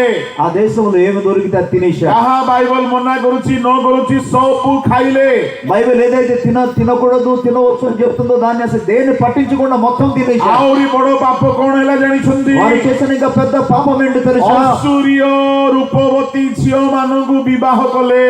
అసుర దేశానికి సంబంధించిన అందమైన అమ్మాయిలకు పెళ్లి చేసుకున్నారు. ପୁଣି ନିଜର ଝିଅ ମାନଙ୍କୁ ସେମାନଙ୍କ ସହିତ ବିବାହ କରାଇଲେ. అలాగే వీరి యొక్క కుమార్తెలను వారి యొక్క అబ్బాయిని తీసుకెళ్లి పెళ్లి ଆଉ చేశారు. ସୁନ୍ଦର ସୁନ୍ଦର ଝିଅକୁ ବାହା କଲେ, ସୁନ୍ଦର ସୁନ୍ଦର ଜୁଇ ମାନଙ୍କୁ ପାଇଲେ. వారు అందమైన కుమార్తెను పెళ్లి చేసుకొని అందమైన అల్లుళ్ళు కూడా తెచ్చుకున్నారు. ଯୌତୁକରେ ସେ ଝିଅ ମାନେ ମୂର୍ତ୍ତି ଦେବତା ଗୁଡାକ ନେଇକି ଆସିଲେ. అయితే వారు కట్నంతో ఆ అమ్మాయిలు ఏం చేశారంటే వారి యొక్క ప్రతిమలు అనగా వారి యొక్క విగ్రహాలను కూడా వారు తీసుకొచ్చారు. ଏମାନେ କହିଲେ ଠିକ ଅଛି, ତାର ଧର୍ମ ସେ କରୁ, କିନ୍ତୁ ଆମେ ତ ଜିହୁଦୀ, ଆମେ ଈଶ୍ୱରଙ୍କ ଭାବରେ ଚାଲିଥିବୁ. వాళ్ళు ఏమనుకున్నారంటే పర్వాలేదులే, అది వారి మతం వారి ధర్మం కాబట్టి వాళ్ళు చేస్తారు, మేము యూదులు కాబట్టి మన పని మనం చేస్తాం అనుకున్నారు. ଆଉ పిଲା ଛୁଆ ଜନ୍ମ ହେଲା. ఆ తర్వాత వాళ్ళకి పిల్లలు పుట్టారు. ମା ଯାଉଛି ମନ୍ଦିରକୁ, ବାପା ଯାଉଛି ସମାଜ గృహକୁ. అమ్మగారేమో వారి మందిరానికి వెళుతున్నారు, అంటే విగ్రహ మందిరానికి. నాన్నగారేమో సమాజ మందిరానికి వెళుతున్నారు. ପିଲାମାନେ ଜନ୍ମ ହେଲେ, ఎప్పుడైతే వారికి పిల్లలు పుట్టారో ସେ పిଲାମାନେ ସୋମବାର ଦିନ ଗଲେ ମନ୍ଦିରକୁ, ଶୁକ୍ରବାର ଦିନ ଗଲେ ଚର୍ଚ୍ଚକୁ. అప్పుడు పిల్లల పరిస్థితి ఏంటంటే సోమవారం ఏమో గుడికి వెళ్ళారు, శుక్రవారం ఏమో దేవుని మందిరానికి వెళ్ళారు. ହୋଲି ଦିନ ରଙ୍ଗ ବି ଲଗାଇଲେ, ଦୀପାବଳି ଦିନ ବାଣ ଫୁଟାଇଲେ, ଖ୍ରୀଷ୍ଟମାସ ଦିନ କେକ୍ କାଟିଲେ, ନୂଆ ବର୍ଷ ଦିନ ନୂଆ ଲୁଗା ପିନ୍ଧିଲେ, ଖ୍ରୀଷ୍ଟମାସର ଗୀତ ବି ଗାଇଲେ, ତାପରେ ଭଜନ କୀର୍ତ୍ତନ ବି କଲେ. ଦୁଇଟା ଯାକ ସେମାନେ କରୁଥିଲେ. కాబట్టి వారికి హోలీ పండుగ వచ్చినప్పుడు వాళ్ళు చేశారు, అలాగే ఇంకా రకరకాల అన్యుల పండుగ వచ్చినప్పుడు దాన్ని చేశారు, క్రిస్టియన్ కి సంబంధించిన క్రైస్తవ పండుగలు వచ్చితే దీన్ని కూడా చేశారు. ଏମାନେ କୋଉ ଅଞ୍ଚଳର ଜିହୁଦୀ ମାନେ? వారు ఏ ప్రాంతానికి సంబంధించిన యూదులు? ଉତ୍ତରାଞ୍ଚଳର ଜିହୁଦୀ ମାନେ. ఉత్తర ప్రదేశానికి సంబంధించిన ପୁରା యూదులు. ତାଙ୍କ ସହିତ ତାଙ୍କ ପରି ହେଇଗଲେ. వీరందరూ కూడా అన్యులతో కలిసిపోయారు. କାଳକ୍ରମେ କଣ ହେଲା? ఆ తర్వాత కాలానుక్రమంగా ఏం జరిగిందంటే ଯେତେବେଳେ ସେମାନେ ମୁକ୍ତ ହେଲେ ଅସୁରର ଦାସତ୍ୱରୁ, అసుర యొక్క బానిసత్వం నుండి ఎప్పుడైతే వారు విడుదల పొందారో, ସେମାନେ ଯେତେବେଳେ ନିଜ ଦେଶକୁ ଆସିଲେ, ఎప్పుడైతే వారు తమ స్వదేశానికి వచ్చారో, ଆଉ ଏପଟେ ଦକ୍ଷିଣାଞ୍ଚଳର ଜିହୁଦୀ ମାନେ ବାବିଲୋନରୁ ନିଜ ଦେଶକୁ ଆସିଲେ, అలాగే దక్షిణ ప్రాంతానికి సంబంధించిన యూదులు ఎప్పుడైతే బబుల దేశంలో వచ్చారో ଏମାନେ ମନ୍ଦିର ନିର୍ମାଣ କରିବାକୁ ଆରମ୍ଭ କଲେ. దేవుని మందిరం నిర్మించడం మొదలు పెట్టారు. କୋଉମାନେ? ఎవరు మందిరం నిర్మిస్తున్నారు? నెహెమియా, ఎజ్రా, జెరుబాబెల్ మిଳିତ ଭାବରେ. నెహెమియా, ఎజ్రా, జెరుబాబెల్ వీరందరూ కూడా కలిసి మందిర నిర్మాణం చేస్తున్నారు. ସେତେବେଳେ ଅସୁର ଦେଶରୁ ଆସିଥିବା ଜିହୁଦୀ ମାନେ କହିଲେ, అప్పుడు అసుర దేశం నుండి వచ్చిన యూదులు ఏమన్నారంటే, అరే ଜିହୁଦୀ ଦକ୍ଷିଣାଞ୍ଚଳର ଭାଇନା ମାନେ, ତୁମେ ପ୍ରଭୁଙ୍କ ମନ୍ଦିର ତିଆରି କରୁଛ, ଆମକୁ ବି କରିବାକୁ ଦିଅ. ఆ ఇక దక్షిణ దేశంలో ఉన్న యూదులతో ఏమంటున్నారంటే, యూదులారా మేము కూడా యూదులము కాబట్టి మీరు దేవుని మందిరం కడుతున్నారు, మాకు కూడా కట్టడానికి అవకాశం ఇవ్వండి. ఎజ్రా పుస్తକ 4 ଅଧ୍ୟାୟ ବାହାର କରନ୍ତୁ. ఎజ్రా గ్రంథము 4వ అధ్యాయం ఒకసారి తిరుగుదాం. କହିଲେ ଦକ୍ଷିଣାଞ୍ଚଳର ଜିହୁଦୀ ମାନେ ସେମାନଙ୍କୁ କଣ କହିଲେ? అప్పుడు ఈ దక్షిణ ప్రదేశానికి సంబంధించిన యూదుల వారితో ఏమన్నారంటే, ସେମାନଙ୍କୁ କହିଲେ ତୁମ ସହିତ ଆମର କୌଣସି ଅଧିକାର ନାହିଁ, ସମ୍ପର୍କ ନାହିଁ. మీతో మాకు ఎటువంటి సంబంధం లేదు అన్నారు. ତାର 1, 2, 3, 4 ଅଧ୍ୟାୟର 4వ అధ్యాయంలో మొదటి 2, 4 వచనాలు మనం చూద్దాం. 3 వచనాలు. ଅନନ୍ତର ବନ୍ଦିତ୍ୱର ସନ୍ତାନଗଣ ସଦାପ୍ରଭୁ ଇସ୍ରାଏଲର ପରମେଶ୍ୱରଙ୍କ ଉଦ୍ଦେଶ୍ୟରେ ଏକ ମନ୍ଦିର ନିର୍ମାଣ କରୁଅଛନ୍ତି ବୋଲି ଜିହୁଦାର ଓ ବିନ୍ୟାମିନର ବିପକ୍ଷ ମାନେ ଶୁଣିଲେ। ଜିହୁଦାର ବିନ୍ୟାମିନର ବିପକ୍ଷ ମାନେ ଶୁଣିଲେ, ଆଉ ସେମାନେ ଆସିକି କହିଲେ କଣ?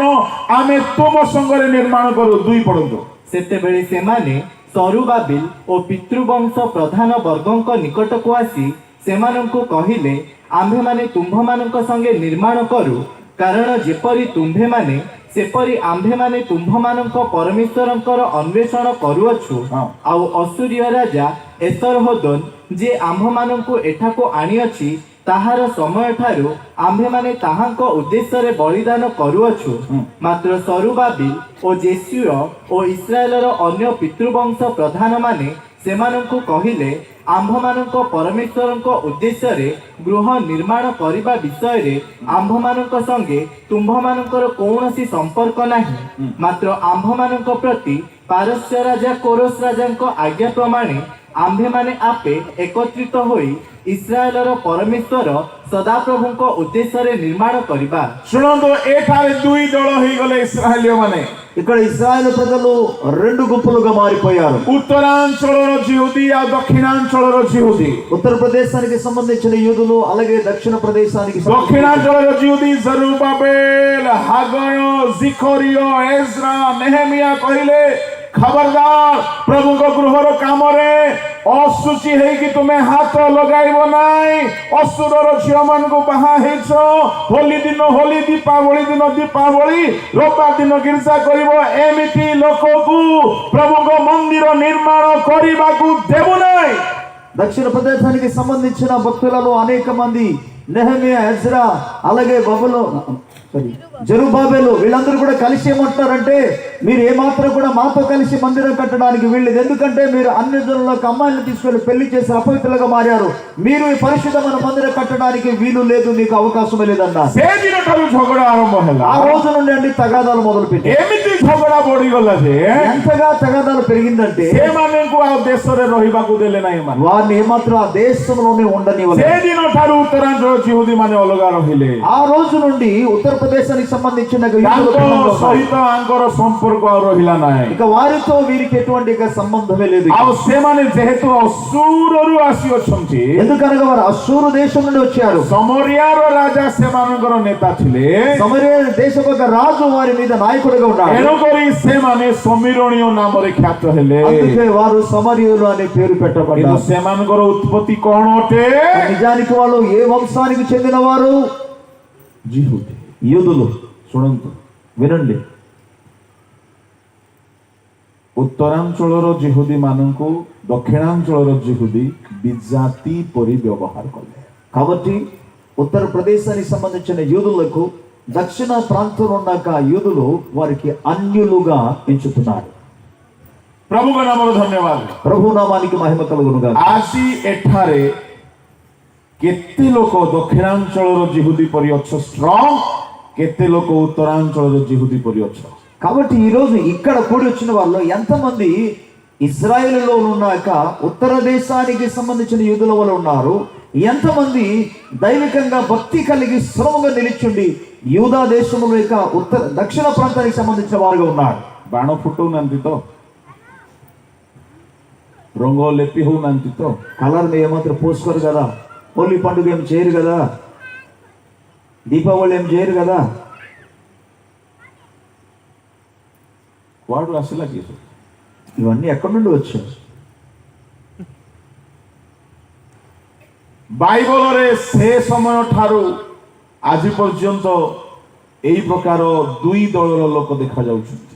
బైబిల్ గ్రంథంలో అప్పటి నుండి ఇప్పటి వరకు అటువంటి రెండు గుంపులు మనకు కనబడుతూనే ఉంది। ଏମିତି ହେଇଗଲା ଯେ ତାଙ୍କ ସହିତ ତାଙ୍କର ଆଉ କୌଣସି ସମ୍ପର୍କ ରହିଲା ନାହିଁ। అక్కడ జరిగిన పరిస్థితిని బట్టి ఇక ఈ రెండు పక్షాల్లో వారితో ఒకరితో ఒకరికి ఎటువంటి సంబంధం లేదు। ଏଣୁ ଯୋହନ 4 ଅଧ୍ୟାୟ కనుక యోహాను సువార్త 4వ అధ్యాయంలో ପ୍ରଭୁଙ୍କ ହୃଦୟରେ ସମୀରଣୀୟ ମାନେ ବି ଅଛନ୍ତି। యేసయ్య హృదయంలో సమరయులు కూడా ଯୀଶୁ ସୁଖାର ନାମକ ସ୍ଥାନକୁ ଆସିଲେ। కనుక యేసు సుకారు అనే గ్రామానికి వచ్చాడు। ଗୋଟିଏ ସ୍ତ୍ରୀ ପାଣି କାଢୁଥିଲା। ఒక నూయి యొద్ద ఒక స్త్రీ నీళ్లు చేదుకుంటున్నది। ମୋତେ ଟିକେ ଜଳ ପିଇବାକୁ ଦିଅ। నన్ను త్రాగడానికి కొంచెం నీళ్లు ఇవ్వమని అడుగుతుంది। ସ୍ତ୍ରୀ କହିଲା, ଜିହୁଦୀ ମାନଙ୍କ ସହିତ ସମୀରଣୀୟ ମାନଙ୍କର ବ୍ୟବହାର ନାହିଁ। అందుకే ఆ స్త్రీ ఏమంటే, యూదులతో సమరయులకు ఎటువంటి କାହିଁକି ଜଳ ମାଗୁଛ? అలాంటప్పుడు మీరు ఎందుకు నీళ్లు అడుగుతున్నారు? ଶୁଣନ୍ତୁ, ବ୍ୟବହାର ସିନା ନାହିଁ, వారితో వీరికి ఎట్టి సంబంధం లేదు, అంతే. కానీ କିନ୍ତୁ ମୁଁ ଆପଣମାନଙ୍କୁ ଗୋଟିଏ କଥା କହିବି, నేను ఒక విషయం చెప్పనివ్వండి, ବହୁତ ବଢିଆ କଥା। చాలా మంచి విషయం ఇది। କଣ ସେ ବଢିଆ କଥା? ఏంటో చాలా మంచి విషయం। ସେ ବଢିଆ କଥା ହେଉଛି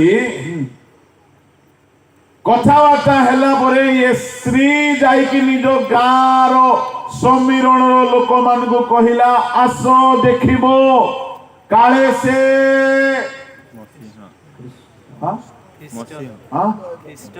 କଣ ହେବେ ପରା?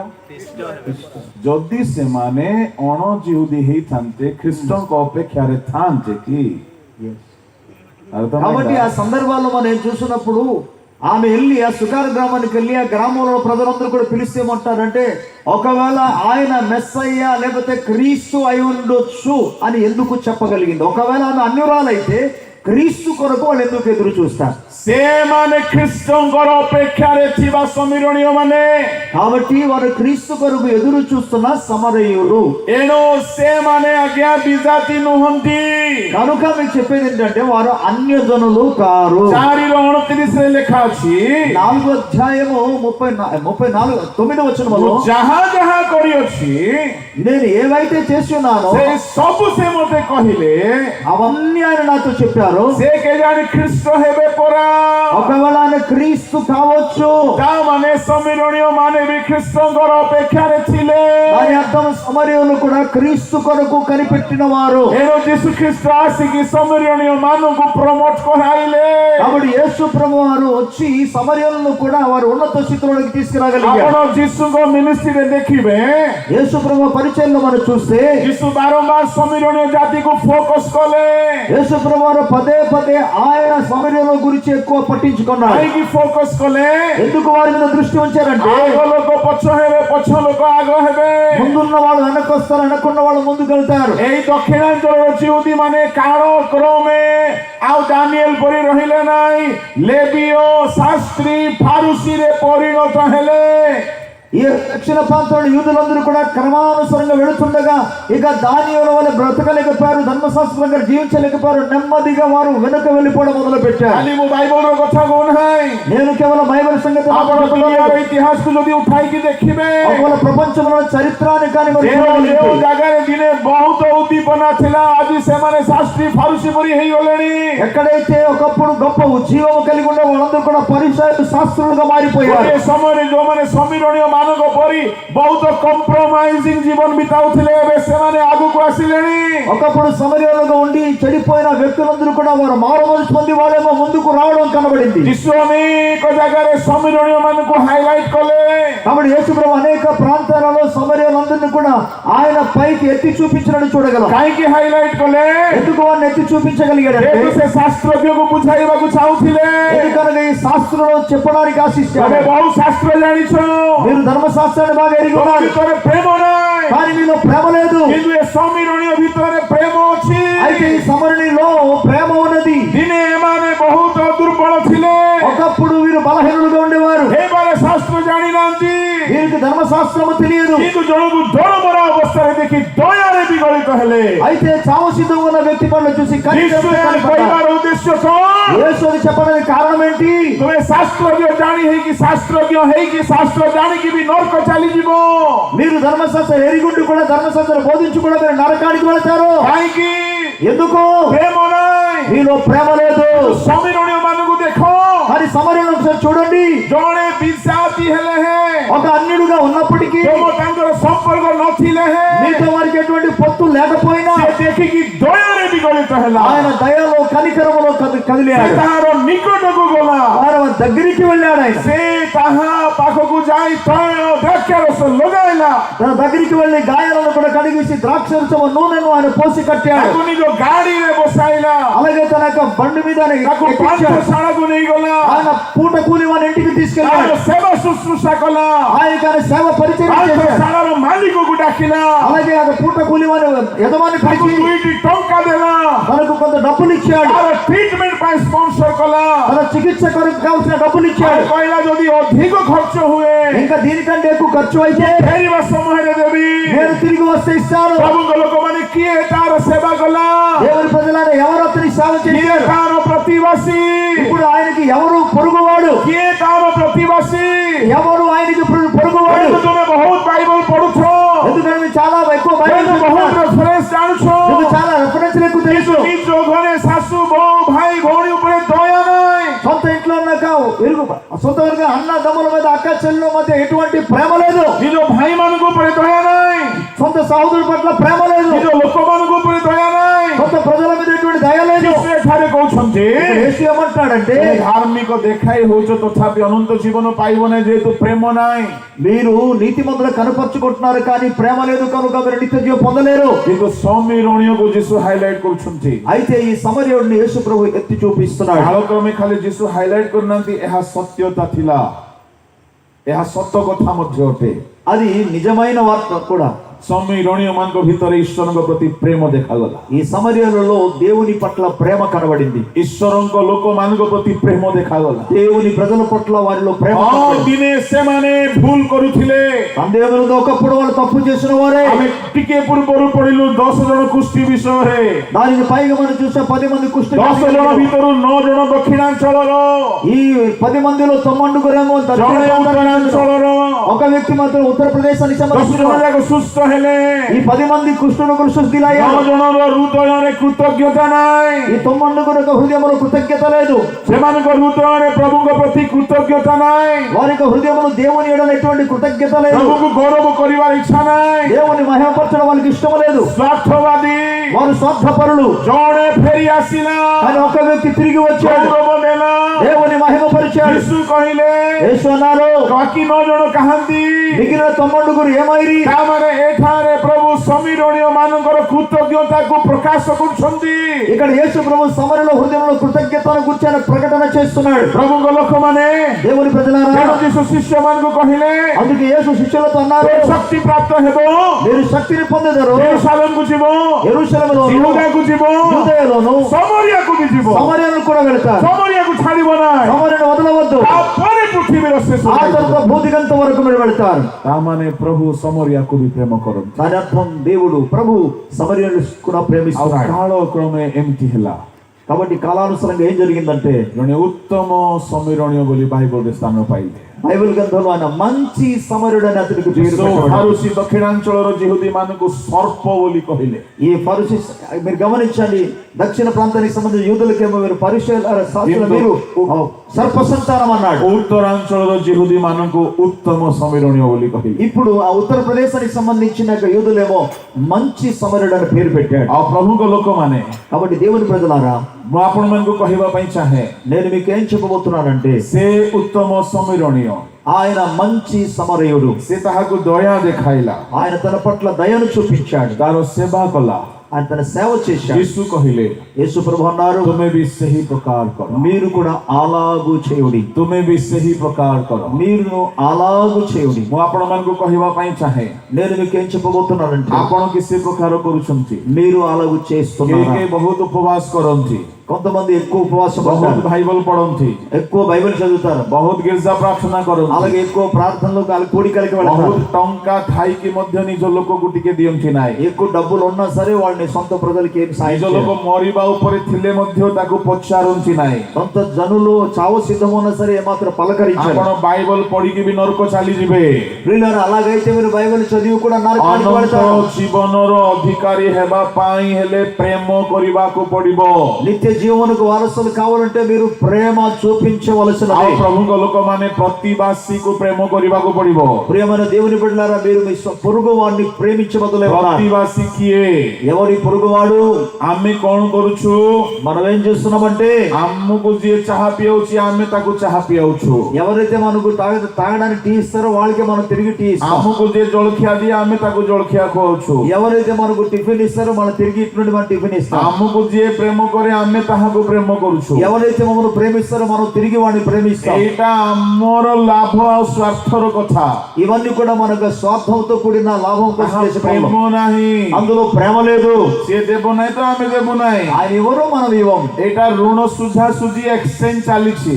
ఏంటి ఇది? రుణాలు అసలు తీసుకోవడం తీర్చడం, అది ఇలా జరుగుతుంది. ସିଏ ଦେଲା କି ଯେ ମୁଁ ଦେବି ବୋଲି କହୁଛି। ఆయన ఇచ్చారా నువ్వు ఇవ్వడానికి అంటున్నారు. ପ୍ରେମ କଣ ଜାଣିଛନ୍ତି? ప్రేమ అంటే ఏంటి తెలుసా? ଜଣେ ଅସହାୟ ଲୋକକୁ, ఒక నిస్సహాయ స్థితిలో ఉన్న వ్యక్తి, घरे हो बाहरे हो అది ఇంట్లో కావచ్చు, బయట కావచ్చు, मंडली हो फैमिली रे हो సంఘములో కావచ్చు, కుటుంబంలో जहाँ కావచ్చు, ठारू आपण फेरी पाइबे नाही ఎవరైతే మీరు తిరిగి పొందుకోలేరు, कि आपनको फेराइबो नाही ఎవరైతే మీకు తిరిగి ఇవ్వలేరు, जहाँ सहित आपणकर पूर्वरु भेट घाट नाही ఇంతకు మునుపు ఎవరితో అయితే మీరు ఎప్పుడు ଯଦି కలుసుకోలేదు, भेट घाट भी ହେଇ ଅଛି ସେ ଅସହାୟ ଯଦି ଅଛି ఒకవేళ కలిసి ఉన్నా సరే అతను నిస్సహాయ స్థితిలో ଆପଣ ఉంటే ନିସ୍ୱାର୍ଥ ଭାବରେ ସାହାଯ୍ୟ କରିବେ మీరు స్వార్థ రహితులుగా ఆ వ్యక్తికి సహాయం చేయాలి. ମନେ ରଖିବେ କଲା ପରେ జ్ఞాపకం చేసుకోండి, ఒకవేళ సహాయం చేస్తే, ଆପଣ ଦୟା କଲେ మీరు దయ చూపితే, କିନ୍ତୁ ଗୋଟିଏ ବିଷୟ ମନେ ରଖିବେ కానీ ఒక విషయం జ్ఞాపకం చేసుకోండి, ଦୟା କଲା ପରେ ସେ ଦୟାର କଥା କେଉଁଠି ବି କହିବେ ନାହିଁ ఒక్కసారి మీరు దయ చూపించిన తర్వాత దానిని గురించి ఎవరితో చెప్పవద్దు. ଯଦି ଆପଣ କହିଦେଲେ ఒకవేళ మీరు చెప్పేసారు అనుకోండి, ଆପଣଙ୍କର ସେ କର୍ମ ବେକାର ହେଇଯିବ మీరు చేసిన ఆ క్రియ అంతా కూడా నిష్ఫలం అయిపోతుంది. ଭାରୁଷି କାହିଁକି ଆଜ୍ଞା ଅଗ୍ରହ ହେଲା ଲୁକ 18 ଅଧ୍ୟାୟ 10 11 12ରେ లోకస్రోత 10-11 వచనంలో పరిశుద్ధుడు ఎందుకు ସେ తృణీకరించబడ్డాడు? କହିବାକୁ ଲାଗିଲା ఆయన చెప్పడం మొదలు పెట్టాడు, ଆପଣ ଯାହା ବି କରନ୍ତୁ మీరు ఏమి చేసినా ମୁଖରେ କୁହନ୍ତୁ ନାହିଁ నోటితో చెప్పవద్దు, ପ୍ରଭୁ ତାହାକୁ ଦେଖୁଛନ୍ତି ఎందుకనగా దేవుడు దాన్ని ଆପଣ చూస్తున్నాడు. ପୁରସ୍କାର ଦେବେ ఆయన మీకు బహుమానం ఇస్తాడు. ଆପଣ ବାମ ହାତରେ ଦଉଛନ୍ତି మీరు ఒకవేళ కుడి చేతిలో ଦକ୍ଷିଣ ହାତ ନ ଜାଣୁ మీ యొక్క ఎడమ చేయి తెలియకూడదు. ଆପଣ କାହାରି ସାହାଯ୍ୟ କରୁଛନ୍ତି మీరు ఎవరికైనా సాయం చేస్తున్నారా? ଆପଣ ଆଦୌ କାହାକୁ କହିବେ ନାହିଁ ఎన్నడూ ఇతరులకు చెప్పకూడదు. ବହୁତ ସାବଧାନ ହୁଅନ୍ତୁ చాలా జాగ్రత్తగా ఉండాలి. ପ୍ରଭୁଙ୍କ ଲୋକମାନେ దేవుని ప్రజలారా, କେହି କେହି ପାଳକ ମାନଙ୍କୁ ଟିକେ ଦାନ ଦିଅନ୍ତି కొంతమంది దైవజనులకు కొంత కానుకలు ఇస్తారు, ତାପରେ କହି ବୁଲନ୍ତି ఆ తర్వాత చెప్పుకొని తిరుగుతారు, ଆମେ ପରା ପୋଷୁଛୁ ପାଷ୍ଟରକୁ ବୋଲି ఏమే కదా పాస్టర్ గారిని పెంచుతున్నాము. ସାବଧାନ జాగ్రత్త, ଆପଣ ସବୁ ହରାଇ ଦେବେ మీరు అన్ని పోగొట్టుకుంటారు. ଆପଣ ଯାହାରିକୁ ବି ଦୟା କରନ୍ତି మీరు ఎవరి పట్ల అయినా సరే ସେ దయ କଥାକୁ చూపినా ଭୁଲି ଯାଆନ୍ତୁ అది మరిచిపోండి. କହିଲେ ତାହା ଆପଣଙ୍କୁ ଅନନ୍ତ ଜୀବନର ଅଧିକାରୀ କରାଇବ అది మీకు నిత్య జీవం పొందుకోవడానికి అవకాశం కలిగిస్తుంది. ପ୍ରଭୁଙ୍କ ଲୋକମାନେ దేవుని ప్రజలారా, ଏଠାରେ ସେ ପ୍ରତିବାସୀକୁ ఆత్మతుల్ୟ ప్రేమ କରିବା କଥା ଶିଖିଲା ఇక్కడ ఆయన పొరుగు వాడిని తనంతట తాను ప్రేమించినట్టుగా నేర్పిస్తున్నాడు. ଈଶ୍ୱରକୁ ପ୍ରେମ କରିବା କଥା ଶିଖି ନାହିଁ అయితే దేవుని ప్రేమించడం నేర్చుకోలేదు. ଈଶ୍ୱରଙ୍କୁ ପ୍ରେମ କରିବା କ'ଣ ଅଟେ దేవుని ప్రేమించడం అనగా ఏంటి? ମୋର ସମୟ ଏଠାରେ ସମାପ୍ତ ହେଉଅଛି నా సమయం ఇప్పటికే ముగించబోతుంది, ତେଣୁ ମୁଁ ଆଉ ସବୁ କଥା କହିପାରୁନାହିଁ కనుక నేను అన్ని చెప్పలేకపోతున్నా. କିନ୍ତୁ ଆପଣମାନେ ଚାହିଁଲେ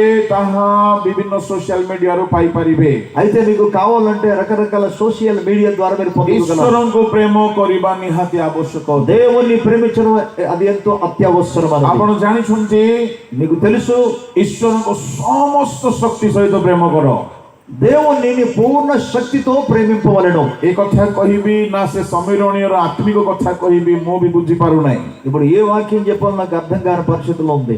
ନାଇଁ ମୁଁ ଆଉ କିଛି କହିବି ନାହିଁ ୟା ପରବର୍ତ୍ତୀ ବକ୍ତାଙ୍କୁ କହିବାକୁ ଦେବି లేకపోతే ఏం చెప్పకుండా ఇంకా రాబోతున్న ఈ యొక్క ବାକି ସମୟ ଆପଣମାନେ ବାକି ବିଷୟକୁ ବୁଝିବା ପାଇଁ ଆପଣମାନେ ସୋସିଆଲ ମିଡିଆରେ ଆମକୁ ଫଲୋ କରିପାରନ୍ତି మిగిలిన విషయాలన్నీ కూడా సోషల్ మీడియాలో మీరు తెలుసుకోవడానికి ప్రయత్నం చేయండి. 5 ମିନିଟରେ ମୁଁ ସାରୁଛି 5 నిమిషాలు నేను ముగిస్తాను. କ'ଣ ତାହା ଅଟେ అదేంటంటే ଏ ଉତ୍ତମ ସମ୍ମିଳନୀ କିଏ ଅଟନ୍ତି ఈ యొక్క మంచి సమరయుడు ఎవరు? ଏ ଦରମରା ଅବସ୍ଥାରେ ପଡିଥିବା ଲୋକ କିଏ ଅଟେ ఈ యొక్క చావు సిద్ధంలో ఉన్న వ్యక్తి ఎవరు? କିଏ ତାହାକୁ ଦରମରା କଲା ఎవరు ఆయన్ని చావు కొట్టాడు? ଲେବୀୟ ମାନେ ତାକୁ ଦୟା କଲେ ନାହିଁ లేవీయులు అతన్ని దయ ମୁଁ చూపలేకపోయాడు. ଏପର୍ଯ୍ୟନ୍ତ ତାହାକୁ ଶାରୀରିକ ଭାବରେ ବୁଝାଇଲି ఇప్పటి వరకు లోకరీతిగా మీకు ତାହାର తెలియజేశాను. ଆତ୍ମିକ ଭାବକୁ ଟିକେ କହୁଛି ଶୁଣନ୍ତୁ దానికి ఆత్మీయ అర్థాలు ఒకసారి చెప్తున్నాను ଏଇ వినండి. ଲୋକ ଜିରୁସାଲେମରୁ ଜିରିହକୁ ଯାଉଥିଲା ఈ వ్యక్తి యెరూషలేము నుండి యెరికోకు వెళుతున్నాడు. ପ୍ରଭୁଙ୍କ ଲୋକମାନେ ଡକାୟତର ହାବୁଡରେ ପଡିଲା దేవుని యొక్క బిడ్డలారా, ఆయన యొక్క దొంగ చేతిలో చిక్కబడ్డాడు. ଯିଏକି ବସ୍ତ୍ର ଲୁଣ୍ଠନ କଲେ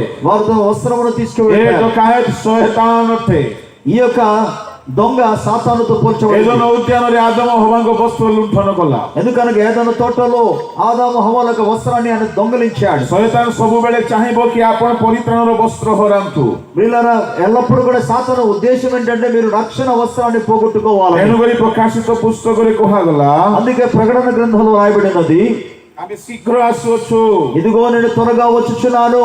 ଆଉ ସେ କହୁଅଛନ୍ତି ఆయన ఏమంటున్నారంటే, ଜାଗ୍ରତ ରହି ଆପଣ ବସ୍ତ୍ରର ରକ୍ଷା କର మీరు జాగ్రత్త కలిగి ఉండి మీ వస్త్రములను 16 కాపాడుకోండి. ଅଧ୍ୟାୟ ତାର 15 ପଦରେ ప్రకటన గ్రంథం 16వ అధ్యాయము 15వ వచనము, ଯେ ଜାଗ୍ରତ ରହି ଆପଣ ବସ୍ତ୍ର ରକ୍ଷା କରେ ఎవరైతే జాగ్రత్త కలిగి తన ସେ వస్త్రములను ଉଲ୍ଲଙ୍ଘନ ହେବ కాపాడుకుంటాడో, ନାହିଁ ఆయన ఎన్నడూ కూడా దిగంబరి కాడు. ପ୍ରଭୁଙ୍କ ଲୋକମାନେ ప్రియ దేవుని ప్రజలారా, ଶୟତାନ ଆତ୍ମିକତାକୁ ହରଣ କରେ, సాతానుడు ఆత్మీయ జీవితాన్ని పాడు చేస్తాడు. କିନ୍ତୁ ତାକୁ ସୁରକ୍ଷା ଦେବା ପାଇଁ అయితే దాన్ని మనం ପାଳକ కాపాడుకోవడానికి ପ୍ରଚାରକ ବଡ ବଡ ସେବକ ମାନେ ଅଛନ୍ତି, చాలా మంది గొప్ప గొప్ప ప్రసంగికులు దేవుని କିନ୍ତୁ సేవకులు ఉన్నారు. କେହି କିଛି କରୁନାହାନ୍ତି।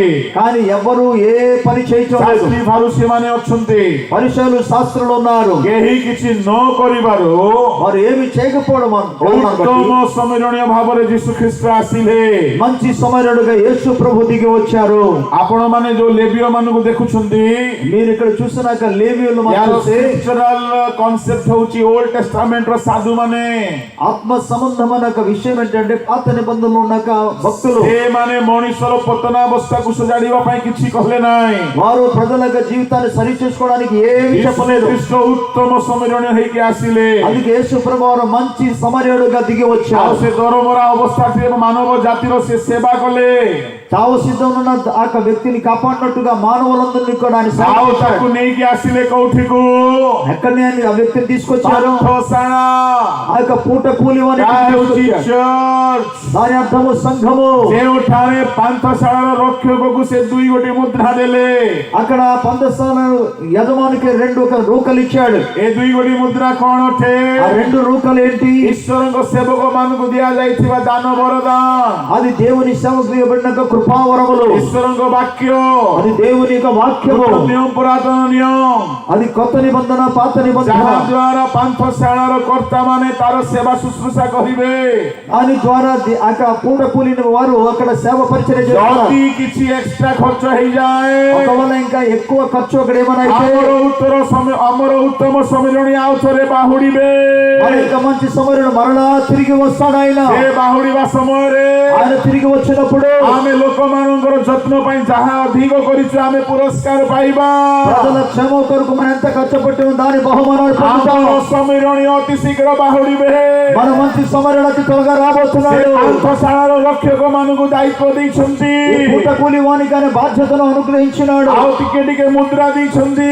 అలాగే కొన్ని వరములను అనుగ్రహించాడు. ଯଦି ଅଧିକ ଖର୍ଚ୍ଚ ହେଇଯାଏ, ఎక్కువ ఖర్చు అయితే ଫେରିବା ସମୟରେ ପୁରସ୍କାର ଦେବେ। తిరిగి వచ్చినప్పుడు ఆయన బహుమానం ఇస్తాడు. ହାଲେଲୁୟା। హల్లెలూయా. ତେଣୁ ପ୍ରଭୁଙ୍କ ଲୋକମାନେ ସେବା କଲା ବେଳେ ଖର୍ଚ୍ଚର ଚିନ୍ତା କରନ୍ତୁ ନାହିଁ। కాబట్టి దేవుని ప్రజలారా సేవ చేసినప్పుడు ఖర్చు గురించి ఆలోచించవద్దు. ପରିଶ୍ରମ ବେଶୀ ହଉଛି ବୋଲି ହଉ ପୁରସ୍କାର ଦେବା ପାଇଁ ସେ ଆସୁଛନ୍ତି। ప్రయాస ఎక్కువ అవుతున్న ఉద్దేశం కలిగే బహుమానం ఇవ్వడానికి వస్తున్నాడు ఆయన. ସେ ଜାଣିଛନ୍ତି ଏମାନେ ଅଧିକ ଖର୍ଚ୍ଚ କରିବେ।